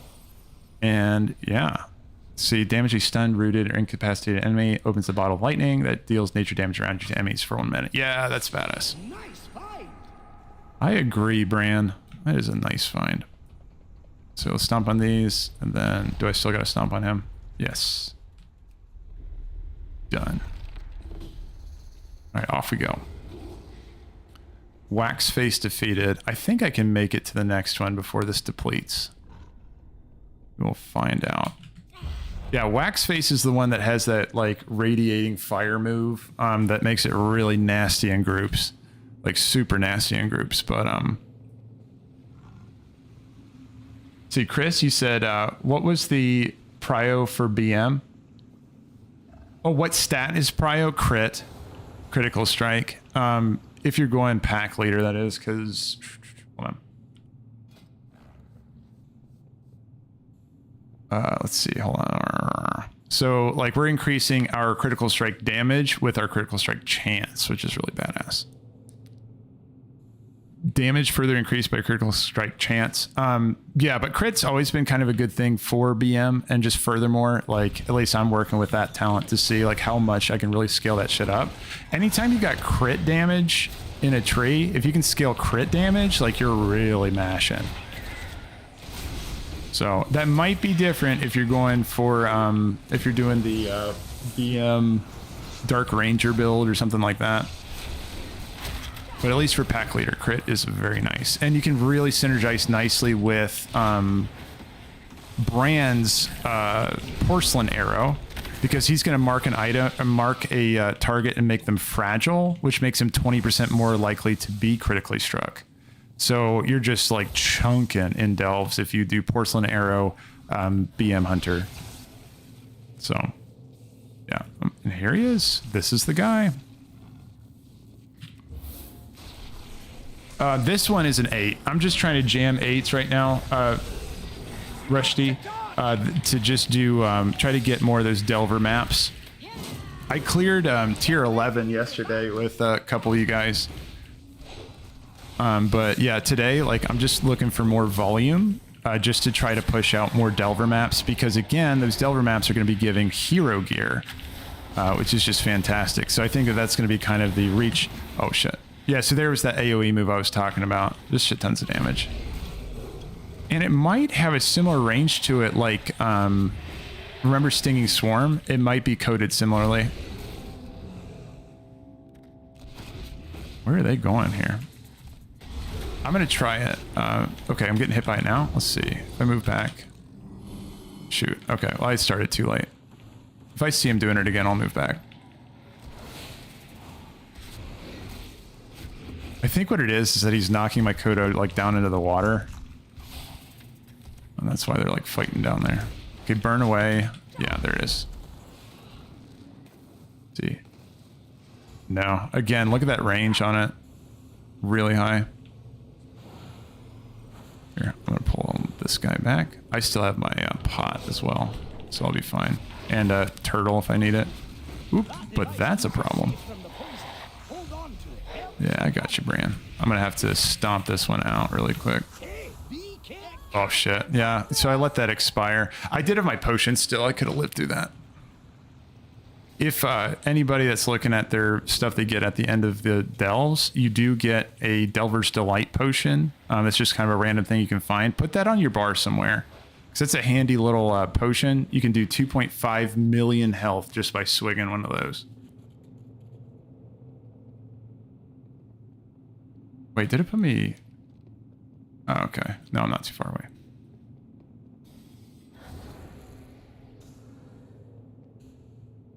Yeah, yeah, welcome in there, Rushdie. And you can totally tell me if I'm saying your name correctly, by the way. I want to make sure I'm saying it right, but Rushdie. Yeah, welcome in, man. How long till reset? It's CRT. It's going to be in 1 hour and 30 minutes. So it should be at 11 EST.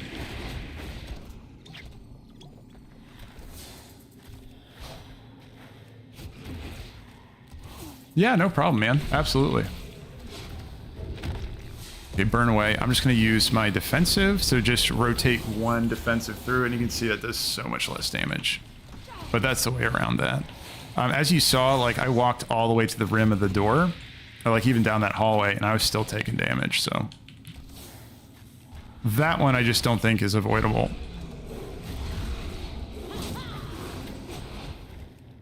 Okay, burn away again. I'm going to use my second shield wall.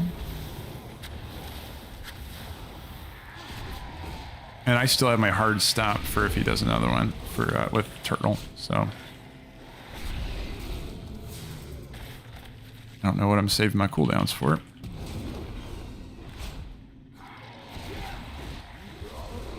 And burn away. It sucks, but I'm gonna have to... I'm just gonna turtle for this.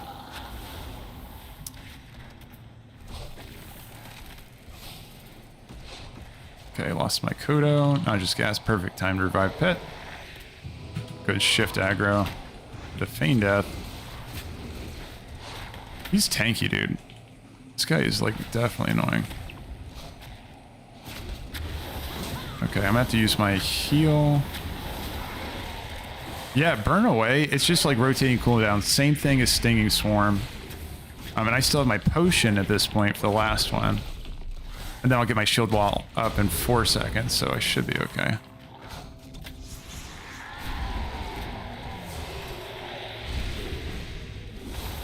Okay, there's my shield wall.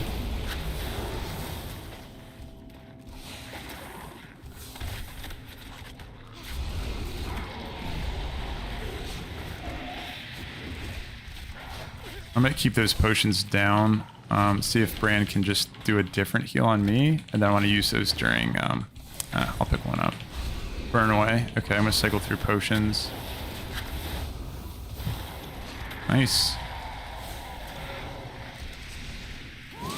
I gotta kill him on this rotation, or else I'm fucked.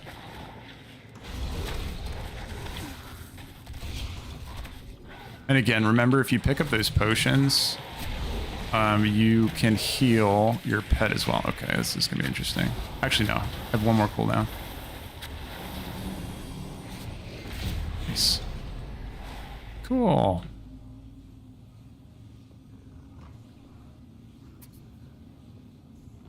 Yeah, Waxface, he's nothing to, you know, he's not bad. He's a tough boss. You just have to rotate your defensives. And if you run out of them, then you're just kind of screwed, but... Again, the buff to hunters and their survivability, you have a lot of defensives that you can pop. Because you get like 2 charges of survival of the fittest, you have aspect of the turtle, you have your exhilaration, all that. And then if you throw your Delver's potion on top of it, plus Brann, like notice when he does his big cooldowns, make sure you just don't layer it with that. Because he puts down that Titan Matrix, and that'll heal you through pretty much anything. So if you see that down, you don't have to pop defensives.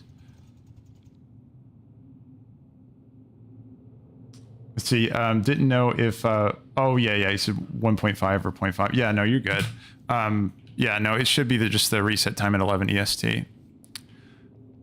I was thinking Waterworks was going to be fast, but you know what? I'm going to go to Nightfall Sanctum. I'm going to do that one instead.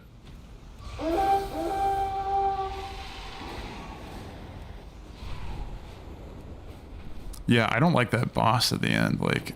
Waxface is just crazy. And actually, that would have been a lot faster had I not forgotten to stomp on all the kobolds leading to the end.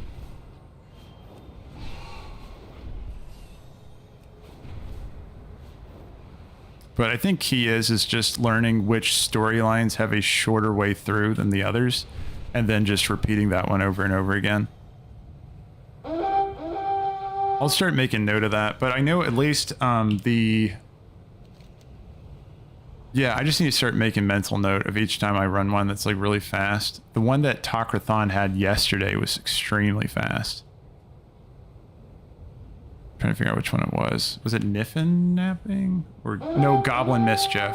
Yeah, if you ever see Goblin Mischief on Tak-Rethan Abyss, that one's super fast. Because all you got to do is just pick up like 8 repair kits, repair like the Golem, and the Golem phase is so fast, you just zap a bunch of the like Murloc dudes, And you'll progress that phase in like a minute or so, and then you just fight the last boss, teleports you right to him.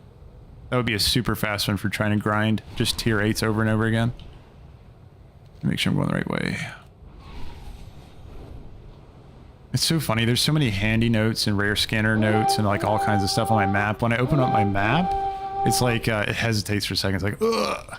It's got to draw all these like little icons and shit on my map.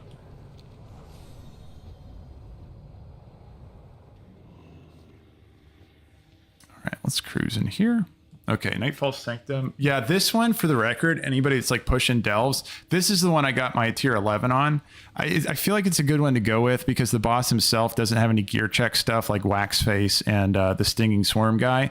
You basically are just avoiding the cones, and when he does his volley ability, you just interrupt it, and you can block the... there's not as much like guaranteed damage that you're going to be taking, which again, the guaranteed damage bosses kind of create almost a gear check.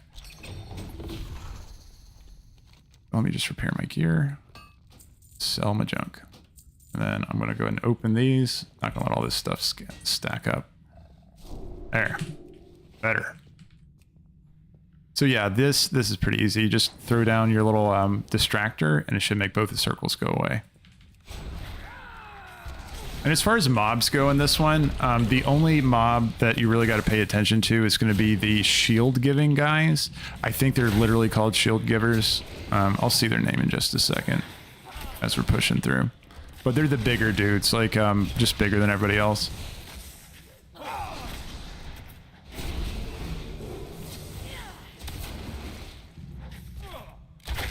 right, let's grab this captive. Done. And also too, when you first step into this delve, something you can do is step over the edge and just check to see if the rare spawned down here, and it did.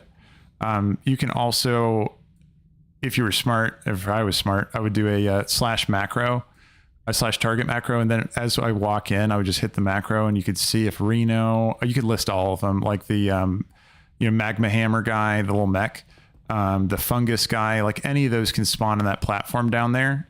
And then you'll know if you need to clear. Sometimes there's elite mobs that patrol this area. You'll know if you need to clear them before going down. But obviously I see these guys, so I'm going to go ahead and jump down there and do them.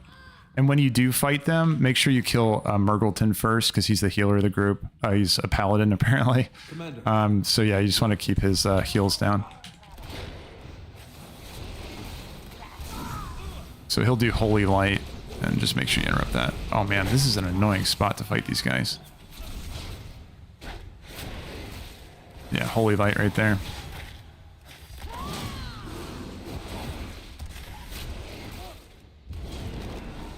Go ahead and... There we go. I like to push all my cooldowns into these guys because, yeah, just, I mean, as you saw in the last one, and right here, you can see that I didn't have a counter shot available. I didn't have it for another 5 seconds. So cooldowns, just to make sure you're not stuck in an infinite loop of just, him holy lighting again and again. And you only got to get him to like 40% health. Like he should leave the fight now. There you go. And that's the Titan Matrix I was talking about, the Relic of Oldham. Whenever that's up, like you're pretty much invulnerable. Like it's going to heal you like crazy.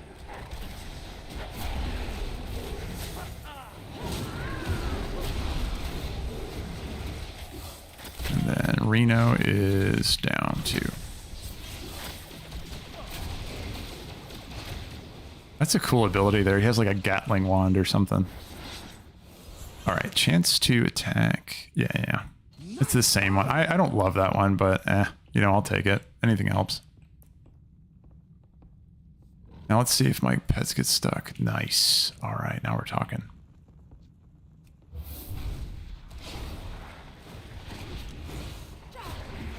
Hennessy says, hi, you've probably been asked this a lot, but I've got the Delver's Bounty map. What does that do?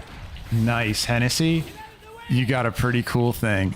So basically the Delver's Bounty map, you want to use that before you do like your next tier 8, right? And then if you use it before your tier 8, when you do that tier 8, at the very end of it, you're going to get a hidden cache. That hidden cache is going to give you a hero piece of gear.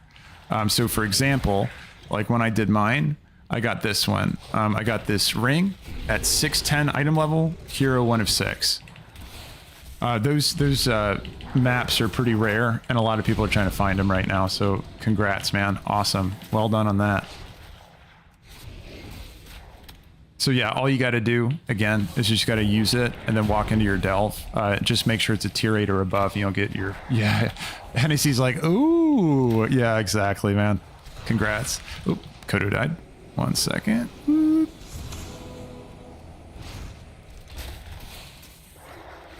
Thanks a lot. That's huge. Yeah, exactly. It's just instant... Well, not instant, but hero gear you can get now instead of having to wait for your vault reset. Red Rav said, heading out, glad. Work is picking up, so I got to bounce. Check in later. Sounds good, Red Rav. Thanks for stopping by, man, and good luck with your work you're getting into. Absolutely. I appreciate it, man. Thanks for stopping in. Let's see. I got to go ahead and summon these guys.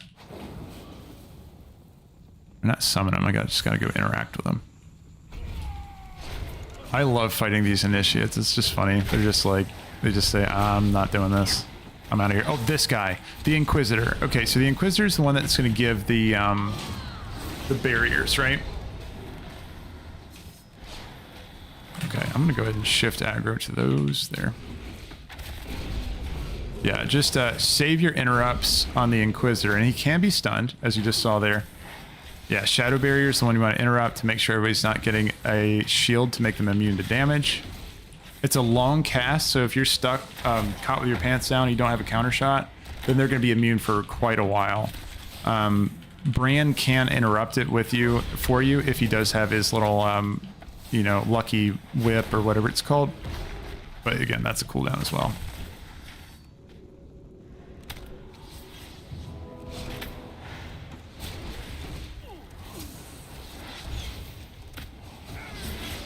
And there we go.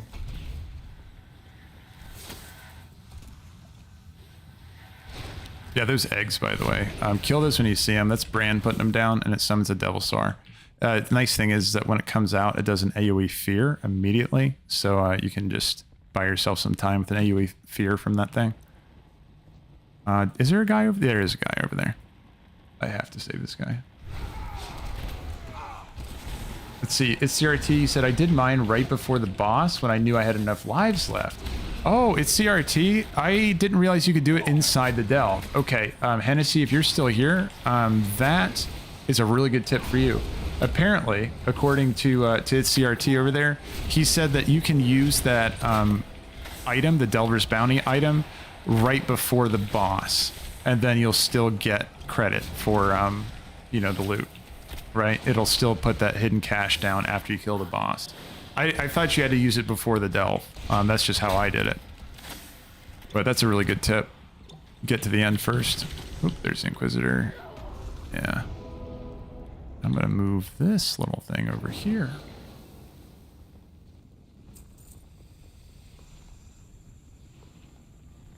Really good tip on that, CRT.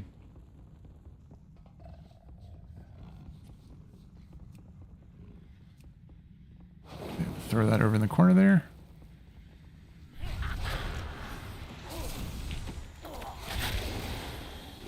But yeah, you can see in this one, there's really not that many scary things happening. But again, this is the one I got my tier 11 on because I just found it to be the easiest, especially the boss. But there's really not that many like scary mechanics. The main thing is that you just need to interrupt the Inquisitors when they put their shield on everybody. But I mean, that's just a damage block. It's not like they're doing a shit ton of damage. The shades do something. I remember there being some damage coming out of them, but I think it's mainly just a cone ability, which is pretty easy to avoid. I'll have to look and see if they have anything else. The shades, I'm talking about like the floating guys, like you see him over there.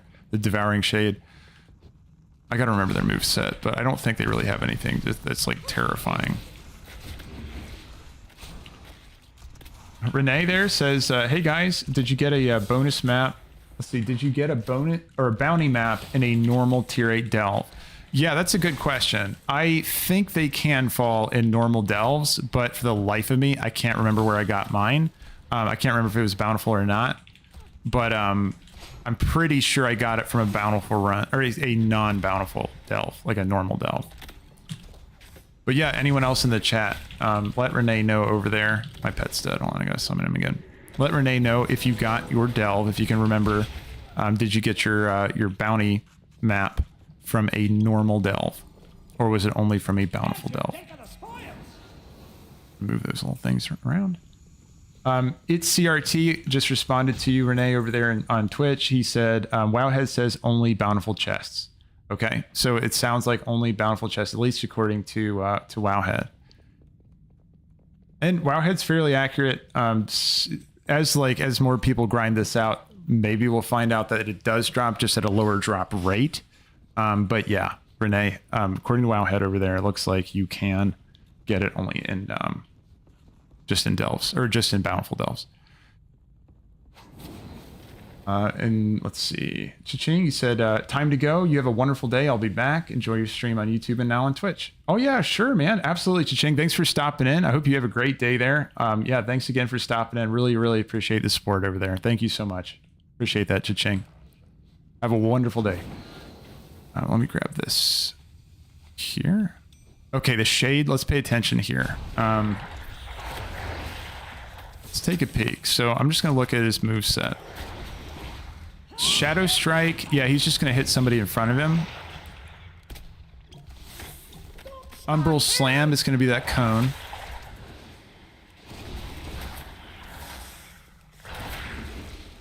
That's really about it. I don't really think he does anything else scary. Now, just keep in mind, though, that if you're on the... Yeah, Shadow Strike, again, it's just going to hit the dude in front of him. So that might be, like you see, I'm not a melee player, so that usually hits my pet. That doesn't hit me. And you can see it did a decent amount of damage, but I can definitely heal him through that with Men Pet. That Umbral Slam, though, that's the thing that you don't want to be in. It'll one-shot you on tier 11. Like, without a doubt, you'll get one-shot by that.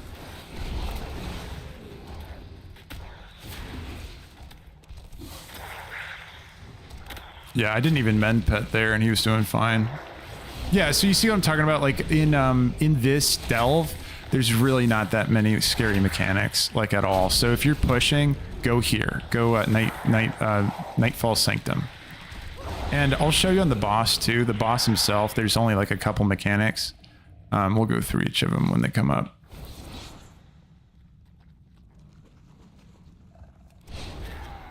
Nightfall Lookout.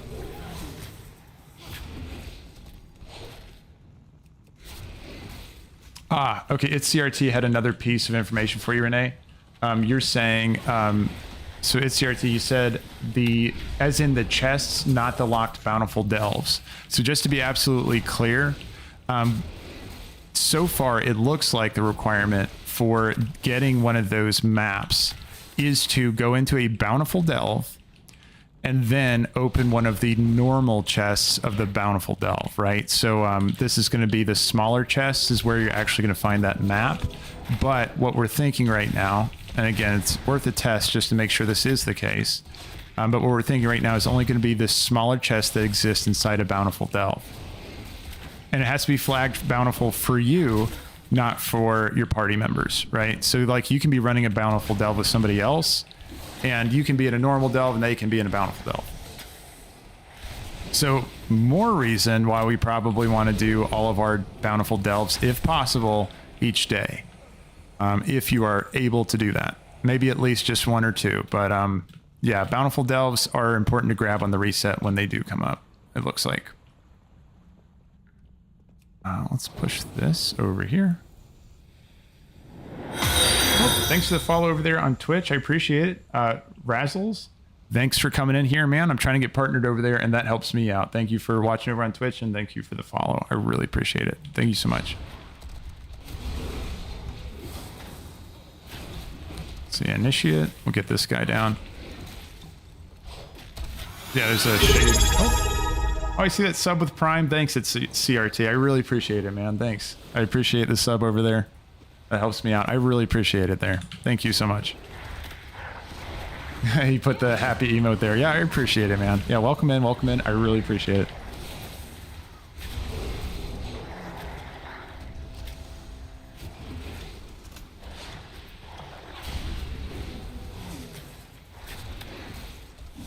I was going to skip this Devouring Shade, but he has like a pattern where he just swings back and through here. And actually, there's no captive over here. Yeah, no, I did not have to fight this guy. I could have skipped him completely. But that's okay. Gives another chance for Devouring Shade to show if there is anything. Oh, you see, I wasn't paying attention to mid and pet there, and he did kill me, so killed my pet, I mean. Let's see. Oh, that's Renee. Oh, cool. Let's see. I'm trying to read your name on Twitch. There's Nuffy Birchie. Cool, man. Yeah, you can tell me how to pronounce that name there. I want to make sure I'm saying it right. But yeah, welcome in, Renee. Welcome over there on Twitch. So thanks, guys. Already done 8 Bountiful Delves and still got no map all runs. Okay, so yeah, you're testing out for us too. And there you go. Thank you so much, Nuffy Birchie. Welcome in. Thanks for following on Twitch. Again, that's helping me get partnered eventually, and I really appreciate it. Thank you so much, Renee. But yeah, so you've already tested 8 delves, and then you did not get a map in all those runs. Yeah. So the figure I've heard rolling around right now, and I don't know who this originally came from, but was a 4% drop chance. Which means that, yeah, it's totally possible to just, you know, not have RNG on your side and then to go a week without even getting one of those. So actually, I think it's really lucky that we've, you know, some of us have seen multiple, like Red Rav. But yeah, it's lucky that we even saw one so far. Because again, like at this point, this is the 2nd day reset of Bountiful Delves, right? So actually, we're having some pretty amazing RNG. It's not on your side right now, Renee, and I hope you find it, man. I hope you find your delve coming in, or the Bountiful delve map. I forgot a shadowed guy back there. Shoot, I have to go back and get him. Oops. Those ships are coming for us. Well, luckily I already have that achievement there, so I don't need to worry about getting shot by the artillery guy.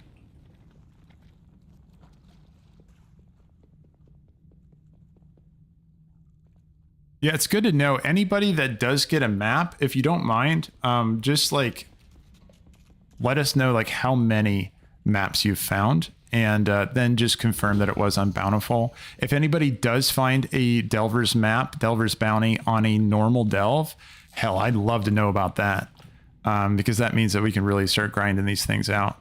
But as it looks right now, if we can trust like the resources and what people have tested so far, yeah, it does look like it's going to be kind of a limited grind, where the maximum tries we can really have is going to be 4 a day doing all of our Bountiful Delves. That is what I'm starting to get from this, piece it together. Unless somebody comes in here and is like, no, I totally got mine from a normal Delve. And again, I can't even remember where I got mine. Like I was thinking could be normal, could have been, you know, Bountiful, but hearing what you said, Renee, makes me really think, and CRT, what you looked up on Wowhead, makes me think it was probably just a Bountiful that I picked it up from. Let's crack this one. I just need to pick this one up and one more sack and we'll be good to go. A Rescue Panda said, I got one on my Shaman and a Bountiful, and 2 on my Warrior, and the Warrior ones were solo. The Shaman one was in a group, and we all got one. Damn, that's awesome. So it might be insane RNG or a group drop. Oh, okay. That also adds more context to what you were saying, Red Rav. Now I can, like, I wonder, okay, Red Rav had to head out. I wanted to ask him later when he comes back. So he said he found 3, and he had a bunch of his friends like trying to use theirs. And it's like when they were using their Bountiful Delve maps in the same dungeon together, like the same Delve, that it actually canceled out his friend's loot. So 2 of them didn't get their loot. So yeah, first of all, if you are using your Bountiful Delve maps right now in a group, maybe wait until, like, just do them solo for now, just while there's a little bit of a bug going around with that. And then also, it looks like the benefit is that you are getting those as group drops, which is fantastic. Rescue Panda said that did not happen for me. They were all able to get there on the next one. You see, Rescue Panda, the same thing for me. I ran it yesterday with a couple of people in here, and so it was like a situation where one of us didn't use anything, and then 2 of us used our maps. And Rhino, he was able to get his loot. Jocko didn't use one, so he didn't get any loot at the end. And then I was able to get my loot. So it all worked as intended. So when I did it. But Red Rav said in his group it didn't work as intended. So even the chance of not getting your loot, though, I mean, I'm more on the cautious side with most things. I'm probably just going to do all of my Delver's Bounty solo just to make sure I don't miss out on loot due to some weird bug. So even someone saying that that happened, even though I didn't firsthand experience it, I'm still just going to be cautious personally. But, you know, everybody make their own decision on that. You need to use it before you go in, though. You see, CRT was just mentioning that you can use it right before the boss. Now, I wonder if that also might be kind of something that's triggering some weird stuff to happen, too. But CRT said he used his right before the boss kill, and then it generated the hidden cache for him. So I don't know. And then Rescue Panda, you said you cannot use it while in the Delv. Man, I don't know. There's so many things that we got to test out on this these different tokens. There's yeah, it's really interesting. It's really interesting. I'm curious. Said Rescue Panda, they are for sure bugged somehow then. Yeah, there's something strange going on with them. I still would feel fine about using them. I just, to be as cautious as I can, I'm just going to use mine solo for now. Let's see. Safe, you said 2 maps, 2 bountiful ones, and a treasure from the hulking Reptilial Claw. Gotcha, dude. That's awesome. Okay, 2 maps, 2 bountifuls. Yeah. Gotcha. So they did drop from 2 different bountiful runs for you. Gotcha. And then CRT said, yeah, I used mine right before the boss when I knew I had enough lives left over there too. So yeah, interesting. I mean, the thing is, whoops, I just slipped down here. The thing is just the more data points we can collect on what's going on with these, we'll learn the ins and outs of the mechanics and what works, what doesn't work. And we'll kind of take some things with a grain of salt, because right now I do think there are some just bugs with the system. So everything is not guaranteed to be working as intended right now. But yeah, in any case, testing things, the more we can test things, the more we know what works, what doesn't work, we can start piecing together a map of how it is. And then we'll probably get like some kind of buff or nerf for, oh my God, my pet. Ooh, that was close. Ooh, that Hope Stealer almost got me there. That was really close. But yeah, good things to test. Mark, you said I'll have to do an 8 later. I got one the other day with regular people I play with who decided to do M+ last night. Gotcha, Mark. Yeah. I mean, if you got one, just make sure you do it solo for now. Might be just the better way to do it for now, just while we're working on that bug. There's been no post about a bug. It's just what Red Rav ran into. Traffic, I've done about 16 on 3 characters, no maps. Yeah, and are those bountifuls? I guess if you did it, so right now we're thinking, Traffic, that it's only coming from bountiful normal chests, right? So the smaller chests on bountiful runs. There was a post on Wowhead stating so. And again, like, even they can be wrong on some things, but I mean, they have a lot of people testing things for them, so I'm going to go with what they say first. All bountifuls. Oh shit, Traffic, that's awesome. So actually, Traffic, I'm curious, you did that many bountifuls. What level is your Brann now? Your Brann must be hulking at this point. The number of bountifuls I have done. Yeah. That is the number of bountifuls. Yeah, that's an incredible amount of bountifuls. What level is your Brann after all that? 26. Okay, I feel like I'm not too far behind you. Let's see, what am I at? I'm at 22, and I only have 1 character. But I've been trying to do all my bountifuls on my 1 character. I got to level up some alts at some point so I can get more bountifuls for them, so I can just level up Brann. Mainly, that's what I want to use them for, is just to level the shit out of Brann. Your Brann is 27, a Rescue Panda. Are you using that strategy where you're doing like your bountifuls on multiple characters to be able to get more Brann XP? I mean, you got to, right? Unless you figured out something else. Let me see. I'm going to move these little circles over here. I'm going to scoot this way. Yeah, I've done 8 on 1 character and 4 on each of those and 2 others. Yeah, Traffic. Oh my God. That's awesome, dude. That's the way to do it. I know a lot of people have alt armies. If you spent time leveling up a bunch of 80s, then you're in a really good spot to level up your Brann, like really good spot. All right, this boss I wanted to talk about too. This boss, honestly, is a lot easier than the other bosses. There's going to be some mechanics. We'll walk through them as we go, but mainly the issue is that he does, or the good thing about him is, see, Cone, he doesn't have any AoE spells that you have to get hit. I like to interrupt Blessing the Dark. I actually don't know exactly what it does. I've always interrupted it because it sounds intimidating. Speaker's Wrath just creates swirlies. Again, very avoidable. Again, you're noticing a theme where there's no guaranteed damage. You know, pay attention to my hunter on what damage he takes. And then, you know, you get to see like what, you know, is guaranteed damage. And there really isn't any on this guy, I don't think. Shadow Sweep is a cleave that just goes around. There's nothing like Stinging Swarm is what I'm talking about. Stinging Swarm and Burnout from the Kobold boss. I'm going to let that Blessing of the Dusk go through. Okay, it gets an Enrage, but you can Trank Shot it. So Blessing of the Dark, even if you miss... Actually, I tell you what, Hunters, let it go through, use your Trank Shot, and then just save your interrupt for something else.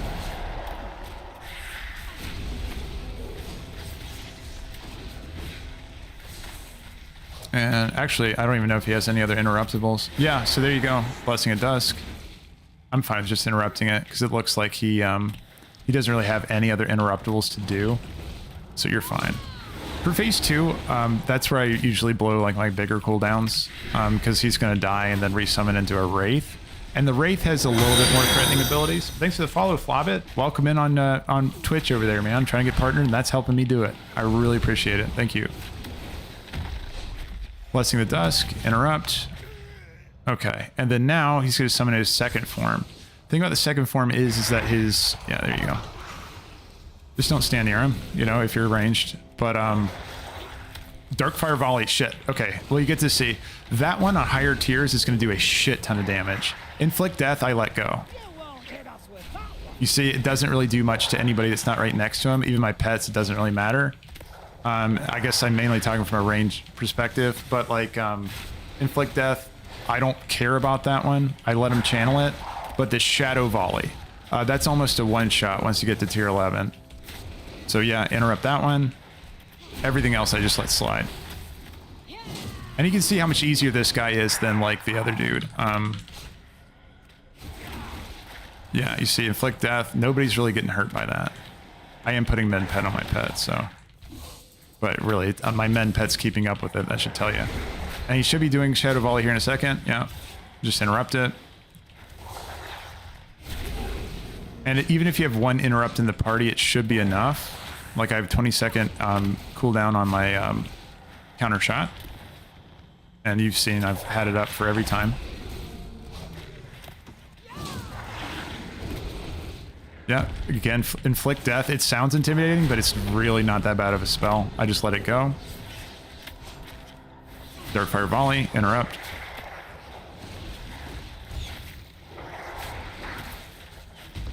And there you have it. So yeah, anytime you're trying to push your tiers, like you're trying to push up tiers at all, go for this one. Nightfall Sanctum is a piece of cake. You can push that to tier 11. If the main thing is if you're able to get to the end of it. But I know all classes are not going to be able to push it as easily as BM Hunter, but if you're playing BM Hunter, then yeah, it's a cakewalk over there. Arcalic, you said, did you get your first map for free, like with a quest? Because I got my map and I haven't done a Bountiful yet. Really, Arcalic? That's interesting. I don't think there was a quest for that. So did you get yours from a normal Delv? You didn't do a Bountiful? And you're saying the Delver's Bounty?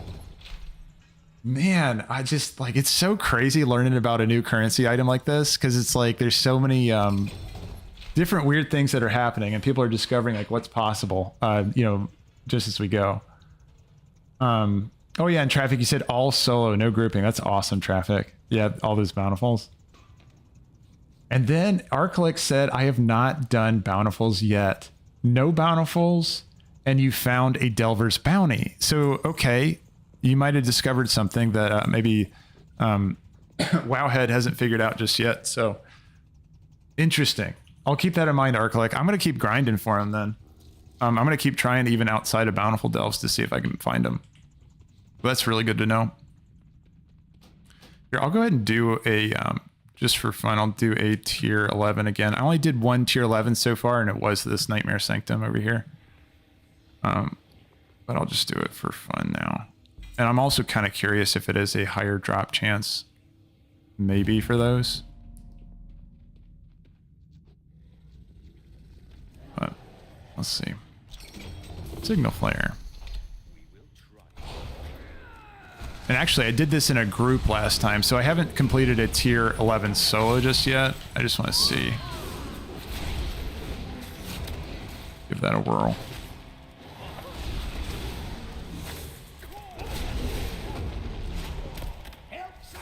Helps a coming. Yeah, it's not too bad. At least those guys aren't too bad. Move those over to the side. Move the swirlies.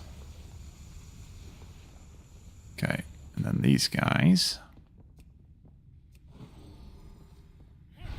I'm interested on that though, Arclick. That's a really good call out. Yeah, if anyone else, if you get your Bountiful, so I'm gonna reset aggro. Oop, my pet died there. I'm gonna have to put a tar trap up here. Yeah, looks like we're fine. If you get your Bountifuls from a normal delve, just let us all know. Just so, you know, it's any data points you have, they're all valid, right? Like, you can just say like what, how many Bountifuls you've done, how often they fall. You know, anything is useful information when it comes to just figuring these new currencies out to see like what we should be doing to get them. Now, Dread Pit was one that Rab was talking about being really successful for him. Again, he's the guy that came in here saying he had 3.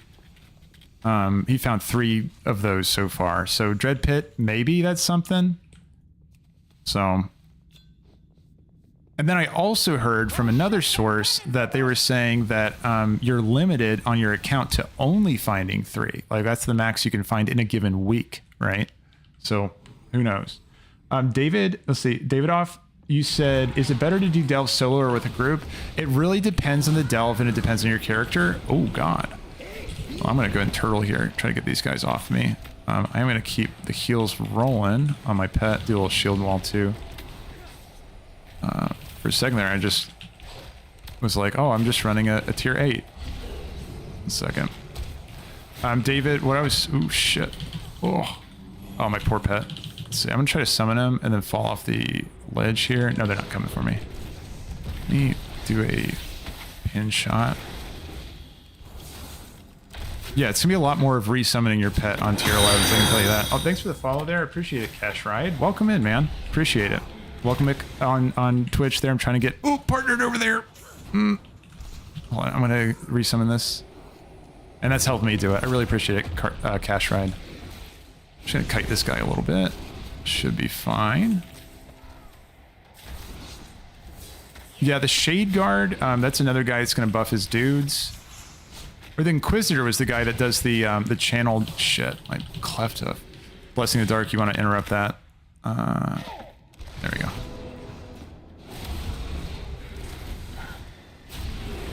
Let's see. Okay, so to answer your questions, Davidoff, you were asking about, is it better to do solo or in a group? It depends on your class. Like some classes are a little bit more self-sufficient, and they can handle the, they could, like BM Hunter, for example, was like doing pretty well solo. So some classes just will struggle at a base level.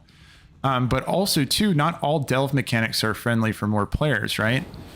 If you're just talking about progressing trash and killing things, like, yeah, having a group is definitely better. But when it comes to like the candle boss or the candle delves, the ventilator delves, all the ones where you have to stay in a ring, they have mechanics on the bosses. Oh my gosh. Oops. Where you take AoE damage. And you're also being like the mechanic says group up, and then you're punished with the mechanic for grouping up on the boss, right? So it actually makes it harder to have your friends in there. Oh my gosh. I think it's this Executor. It's just like murdering my poor little Kodo. I'm gonna put another shield wall out for him. Oh my god, it wasn't even enough. But you can see, like, anytime you can get Brann to tank stuff for you, he's an absolute hoss. Like, he will tank the shit out of mobs for you. I'm trying Kodo. Oh my god, my Kodo got hit for 1.5 million. I don't know who's doing it. Is it the Hope Stealer, maybe? Okay, there we go. Shade Guard shouldn't be too bad. Oh my god. The Kodo. Blessing at Dusk. Interrupt that. Again, that's going to be the Enrage effect. If you do miss it, you can just Trank Shot it off. Or if you have some way of dealing with... Yikes. Oh my god. I'm just trying to save my pet's life here. Okay. There we go. Don't forget, and I should have done that earlier, but you can step over those healing pots, like the Dwarven Medicine, and it's going to heal you and your pet, right? So that's just something to keep in mind for if you're playing a hunter. Traffic and Axel. Let's see, you both had something. Oh, David Off, you said cool, makes sense. Sounds good, man. Sounds good. Axel, you said, so we're only use the bounty on Bountiful? No, you don't need to. Does a normal... Yeah. So what it is that it doesn't matter what kind of bounty you're using it on, because it's going to go ahead and just give you an additional cache called a hidden cache. So it doesn't matter if you're Bountiful, it doesn't matter if you're normal, it doesn't matter anything like that. It just matters that it's tier 8 or above. And again, remember, oh my god, my poor cleft hoof. So I'm going to take one to the face. I dodged it. That's awesome. I didn't know you could dodge while you're channeling. I thought it made it so you can't dodge. Just a quick note about these shade guys. I would suggest just rotating your shield walls on these, because they just do a shit ton of damage. You're gonna have to resummon your pet like 1,000 times. Oh, Brann's got your back. But yeah, you're just gonna get that additional cache there. I'm gonna kite him up here. I'm gonna fall off and then resummon. Oh shit, I didn't even see it casting. I heard it and then it just hit me. Oh, that's funny.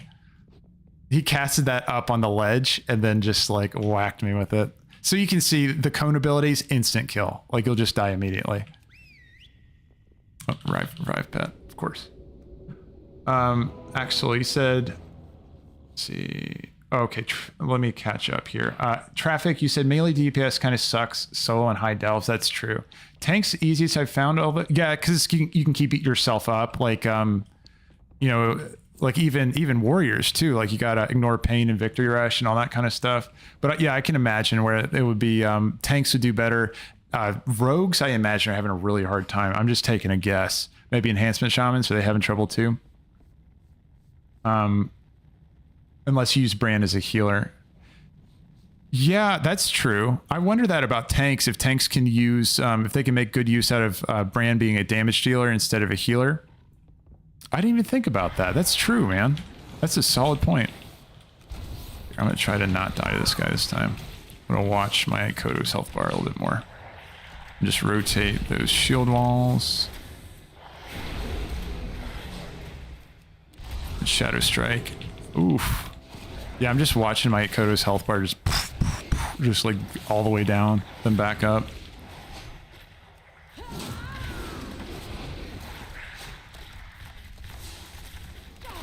Let me see. Heal that. They're so tanky. Good lord. Oh shit. Ah. Okay. I'm gonna just resummon my pet. Send him in.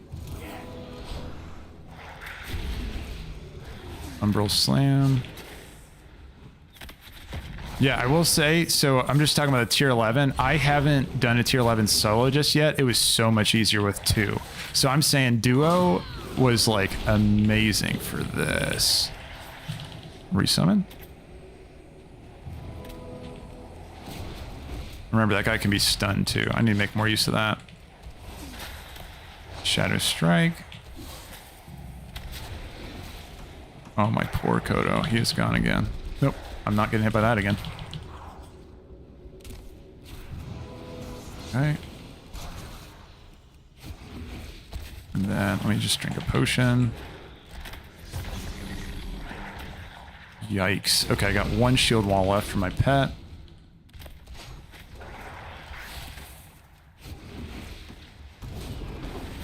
Ooh, okay, healing my dude. Yeah, the Shadow Shades, if you can avoid them, like, God, they're a headache.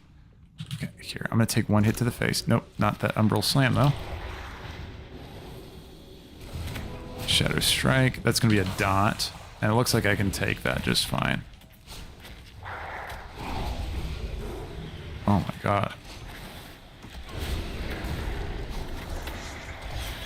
Okay.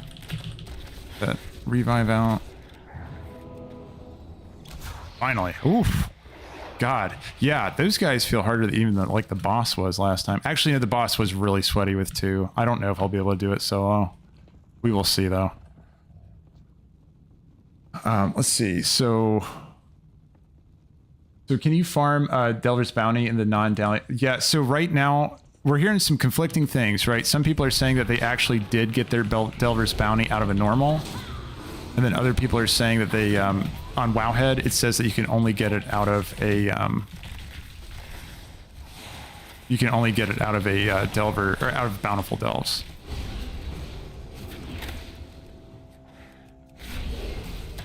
So, it's kind of up in the air right now. I think we're all just kind of figuring it out to see what's possible.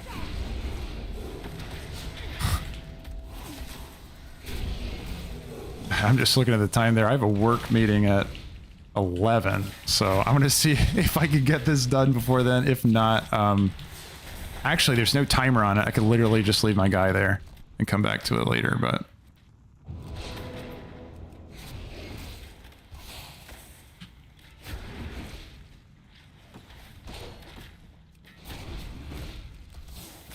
yikes. Let's see if I can get this down though. Ooh, pet died again.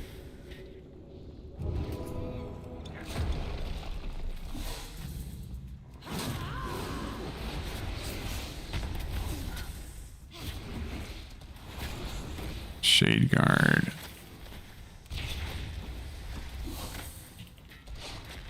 I know, right?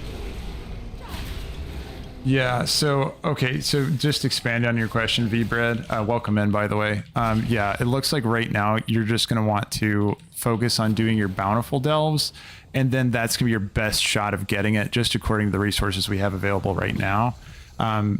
You know, I'm doing a test here on tier 11 to see like what the drop is at the end here, to see if maybe it does drop over here on tier 11 on a normal.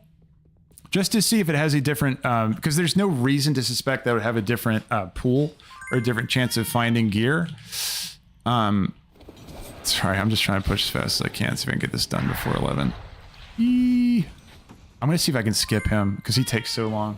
Oh, thanks for the sub over there on the YouTube channel, Caleb. I think there's another one I missed right before that too. But yeah, thank you both for subbing to the YouTube channel. Appreciate it.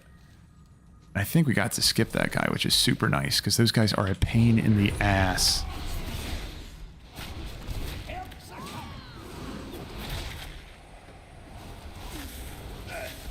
Oh, Clefthoof died. Get that up again. Yeah, if I feel like my hunter is probably more ready for doing tier 10 solo instead of tier 11s, but I mean, it's worth a try. Oof. Nice, great stun there. I think that was from Brann.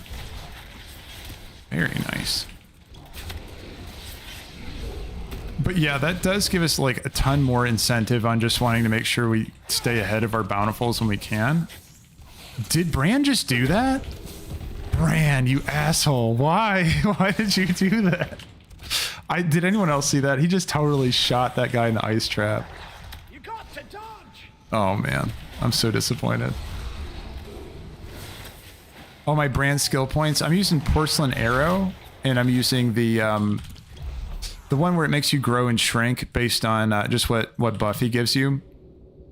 I think it's called the Transmogrifier, but like right now I have the increased damage by 5% and then also 3% healing. And then also you can do a miniature version of that too. God, do I really have to fight this guy? That really sucks. I might have had enough time to get through this if it wasn't for Brann. Oh, let's see.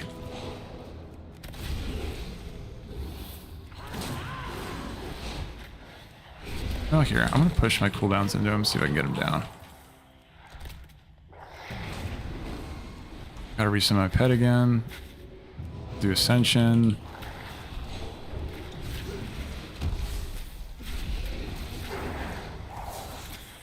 These guys are just so damn tanky.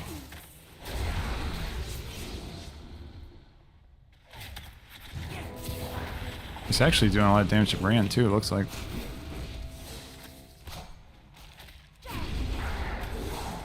Yeah, 7 would be... I mean, so you were asking, like, what's kind of the point we want to get to with Delves before we start using the keys. I would say, like, if you are using... oh, is he evade? Oh, maybe I can evade bug him back, and then I can just skip him again. Hold on. Yeah? Okay, I feign death. Yes? Oh, that's awesome. That's fantastic. I can just skip his ass. Okay, great. So with keys, like main thing is that if you are using Delves as your main progression path, then you want to go ahead and use your keys at some point in Delves. Even if you start struggling with a tier and you can't get past it, you're going to have to crack a key, because like if you're not doing mythic zeros and raids and stuff, then you have no other way to bring side gear into your Delve to increase your runs, right? You will always have that set amount of gear, because the base gear that drops on those higher tiers is always going to be 554. Like those are the pieces that drop from those smaller caches, because they max out way back on tier 3. So in that regard, I'm skipping Reno. In that regard, if you're pushing, and that's your main source of pushing, then yeah, I would start using your keys as you struggle. And the 2 breakpoints that I looked at is that there's a breakpoint at tier 5 where you get veteran gear in that cache, and there's a breakpoint at tier 7 where you get champion gear in that cache. So those would be your 2 breakpoints you want to shoot for. If you can at least get there, you're on the champion track or the veteran track, respectively, on like whichever piece you're able to complete. Oh my gosh, I don't know which guy it is in this group. It's not the Initiate, it's probably the other one, the Hope Stealer. I think he's the one that just like murders my my Kodo immediately. Yeah, he did almost 3 million damage in 1 strike.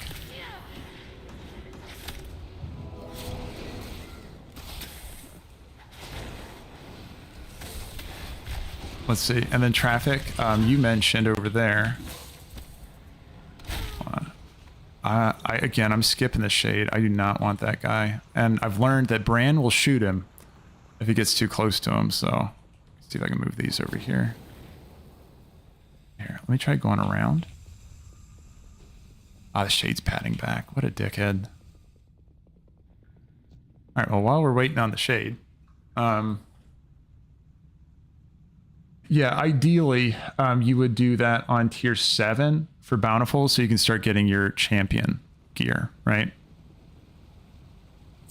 But again, if you are bringing gear from other places, I'm gonna try to skip that guy on the left. Nice. Camouflage would be useful here. But if you're bringing gear from other places, then really try to wait until tier 8, because there's no rush. Like, you don't have to crack your keys. Oh, the guy's over here now. Wait for him to pat back the other direction.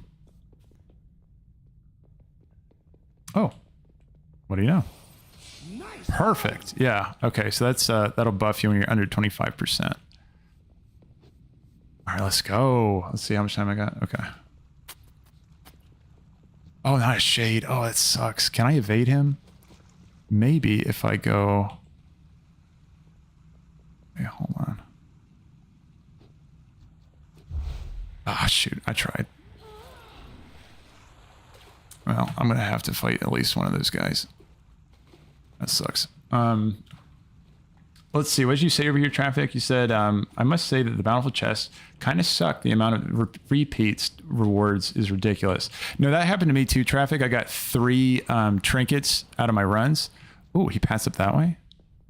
Ooh, I think I can get past him. Yeah, I got 3 trinkets from my runs. And I was happy to see a trinket the first time, the second time. And then the third time I was like, oh, okay.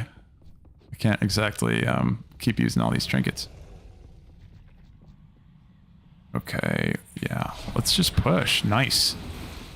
If I can fight these guys one at a time, that'd be nice. Ooh, okay. Well, immediately pulled all of them. Let's see, I'm going to put a shield wall down. Let's see if maybe I can get a little damage into him. Thanks for subbing the YouTube channel over there, Jan Robert. Robert, welcome in, man. Really appreciate it. Welcome to the YouTube channel, man. Let's see, and then get this one. Oops, okay, pulled another guy. I had to fight him anyway. This is the Hope Stealer, though. Remember, Hope Stealers do a shit ton of damage. So, yeah, it's just interrupting there. Yeah, that's the Shadow Bolt, right? That does 3 million damage. Okay, next one I got. I'm just kind of watching it hit my Kodo. It's really not doing crap tons of damage. I guess he did have his shield wall up. Okay. And let's see. I just have to go to the boss now, so might get one attempt in. Okay, cool. Shoot, that sucks. Oh man, these bosses right here, these mini bosses, I can't kill. On any delve I've run into, these guys just obliterate me.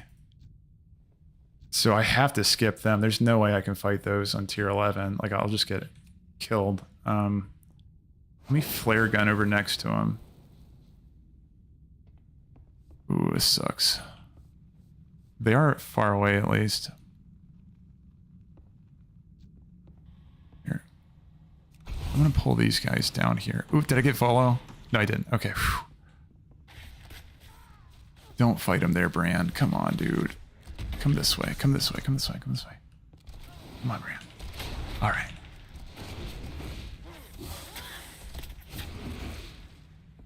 I really would like to get an attempt on a tier 11 solo. That would be awesome.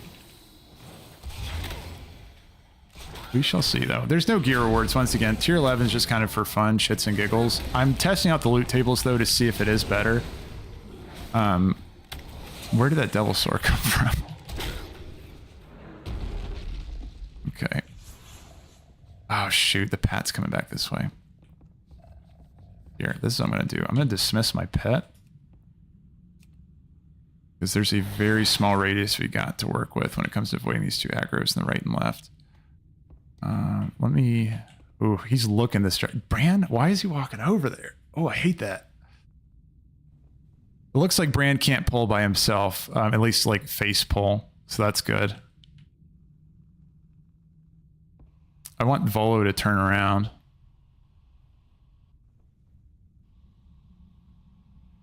I don't know. Is he going to pull?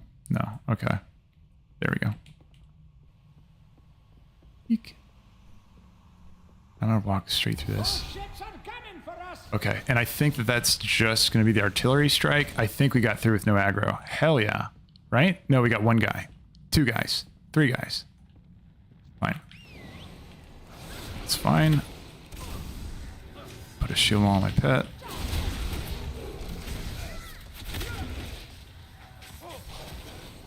Not bad, all things considered.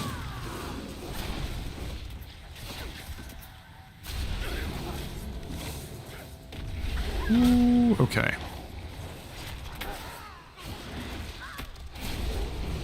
Yeah, so just on the note about talking about Velo and shit, my Kodo died.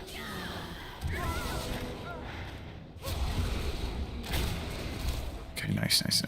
So on the note about those mini bosses, I'm telling you, they're really hard to fight. I have not successfully killed these guys. If anybody has a strat on those, I'd love to hear it. For sure. Let's see. Traffic, you said... I got the same RNG. Oh yeah, the same Trinket 3 days in a row. Yeah. No, like, it's weird. That's happened to a lot of people. Traffic. My guess is that it's a short loot table each day and then rotates. Oh, that could be. So we get higher chances of... Mayato, by the way, 1990. Welcome into the YouTube channel there. Thanks for subbing the YouTube channel. But that you might be right on that, Traffic. Like, it rotates through a small list of, like, small loot table. All right, let's try to get this attempt in. So again, remember last time we were just talking about the stuff we wanted to avoid on this guy. He's got that cone attack, so we don't want to mess with that. He has Blessing of the Dark. This first phase is not too bad, and it looks like his autos hit really hard for on my Kodo. Yeah, so that was just an instant kill on my Kodo. He just instantly died right there. I can take one auto to the face. I'm just gonna roll passively as much as I can a shield wall.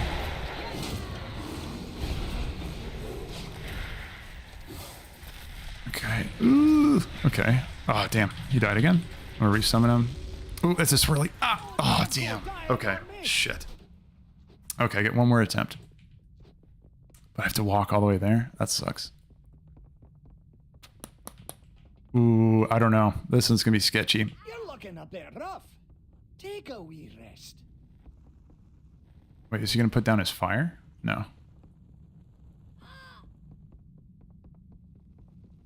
Yeah, so I just gotta make sure I dodge, of course, that swirly. And then I think I would have been fine.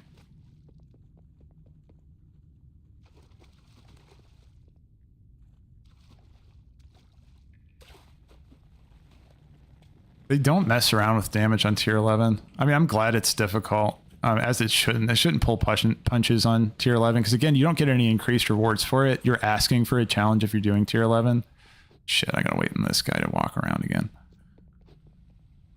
Said, Miyito, you said, you must have good gear. What item are you? I am, let's see, what am I at? I'm at tier 587 for my item level right now. Yeah, so it could be better if I just get some more valor stones. That's the thing I'm capping on right now. But I just wanted to do an attempt here to see if it's possible to, I'm gonna skip that. My gear's repaired enough. Wait, where did this guy come from? That's weird. Okay, well, I guess I have to fight these guys again. Hopefully it's just these two.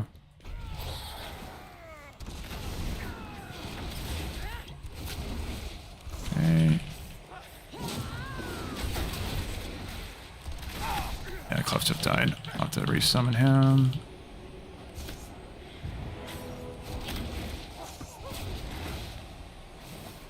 Yeah. Actually, this lines up nicely, so I get one more attempt. Success or fail, then yeah, I'll move on from there. But being able to clear it up to here solo on tier 11 is nice. I really would like to get the solo kill on it, though, at some point. But yeah, if you're pushing your delves, you're just trying to reach, like, with your delve tiers, then, let's see, ooh, can I get through? Can I get through without Velo getting mad? Yes, I think we made it, right? Of course he's looting that. That's so funny. Okay, one more attempt. Let's see. You said, Mito said, are level 8 plus delves doable with marksman spec? For sure, yeah, you absolutely can. You can clear it with any spec. You just might like do it a little bit at a slower rate. You might not be able to do it like right away. But marksman, I haven't tried marksman. I've just been doing BM, and BM has the advantage of like their pet just being tankier, and even the BM pet you're resummoning like over and over and over again. So it's worth a shot. It's worth a shot, Mayito, but I haven't tried it just yet, so I can't give you a firm answer on it. I do think BM, though, in general, is doing a little bit better in the delves, just for the durability component. Let me see what I can get done on this. So cone ability, and again, we're just looking for Blessing of Dusk, interrupt, no problem, easy. And I just want to make sure, yeah, I don't die to a stupid swirly. Cleft Hoof will die eventually. Yeah, there he goes. Okay, Speaker's Wrath. I was about to do the same mistake I did last time. Oops. Okay, step out of the cone. I'm going to have to pot. And then just keep Men Pet going best I can. And then, yeah, I can start rolling a couple cooldowns, but I'm going to save big ones for phase 2. Make sure I'm not sitting in swirlies. Oh, God.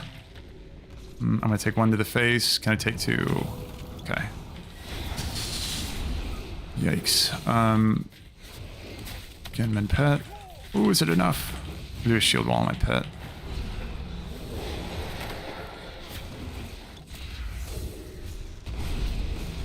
Let's see. And then Men Pet's up again. Go ahead and toss another Men Pet.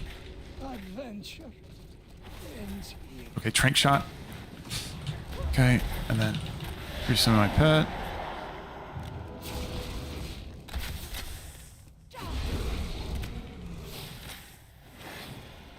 I have Exhilaration as well. I'll have Shield Wall in 5.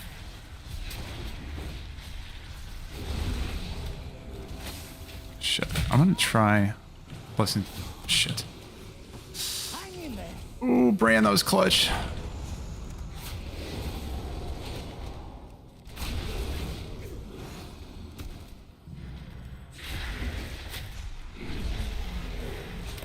Okay, I'm gonna roll a shield wall. Swirlies. He died to the shield wall, but I'm gonna take one auto. Okay.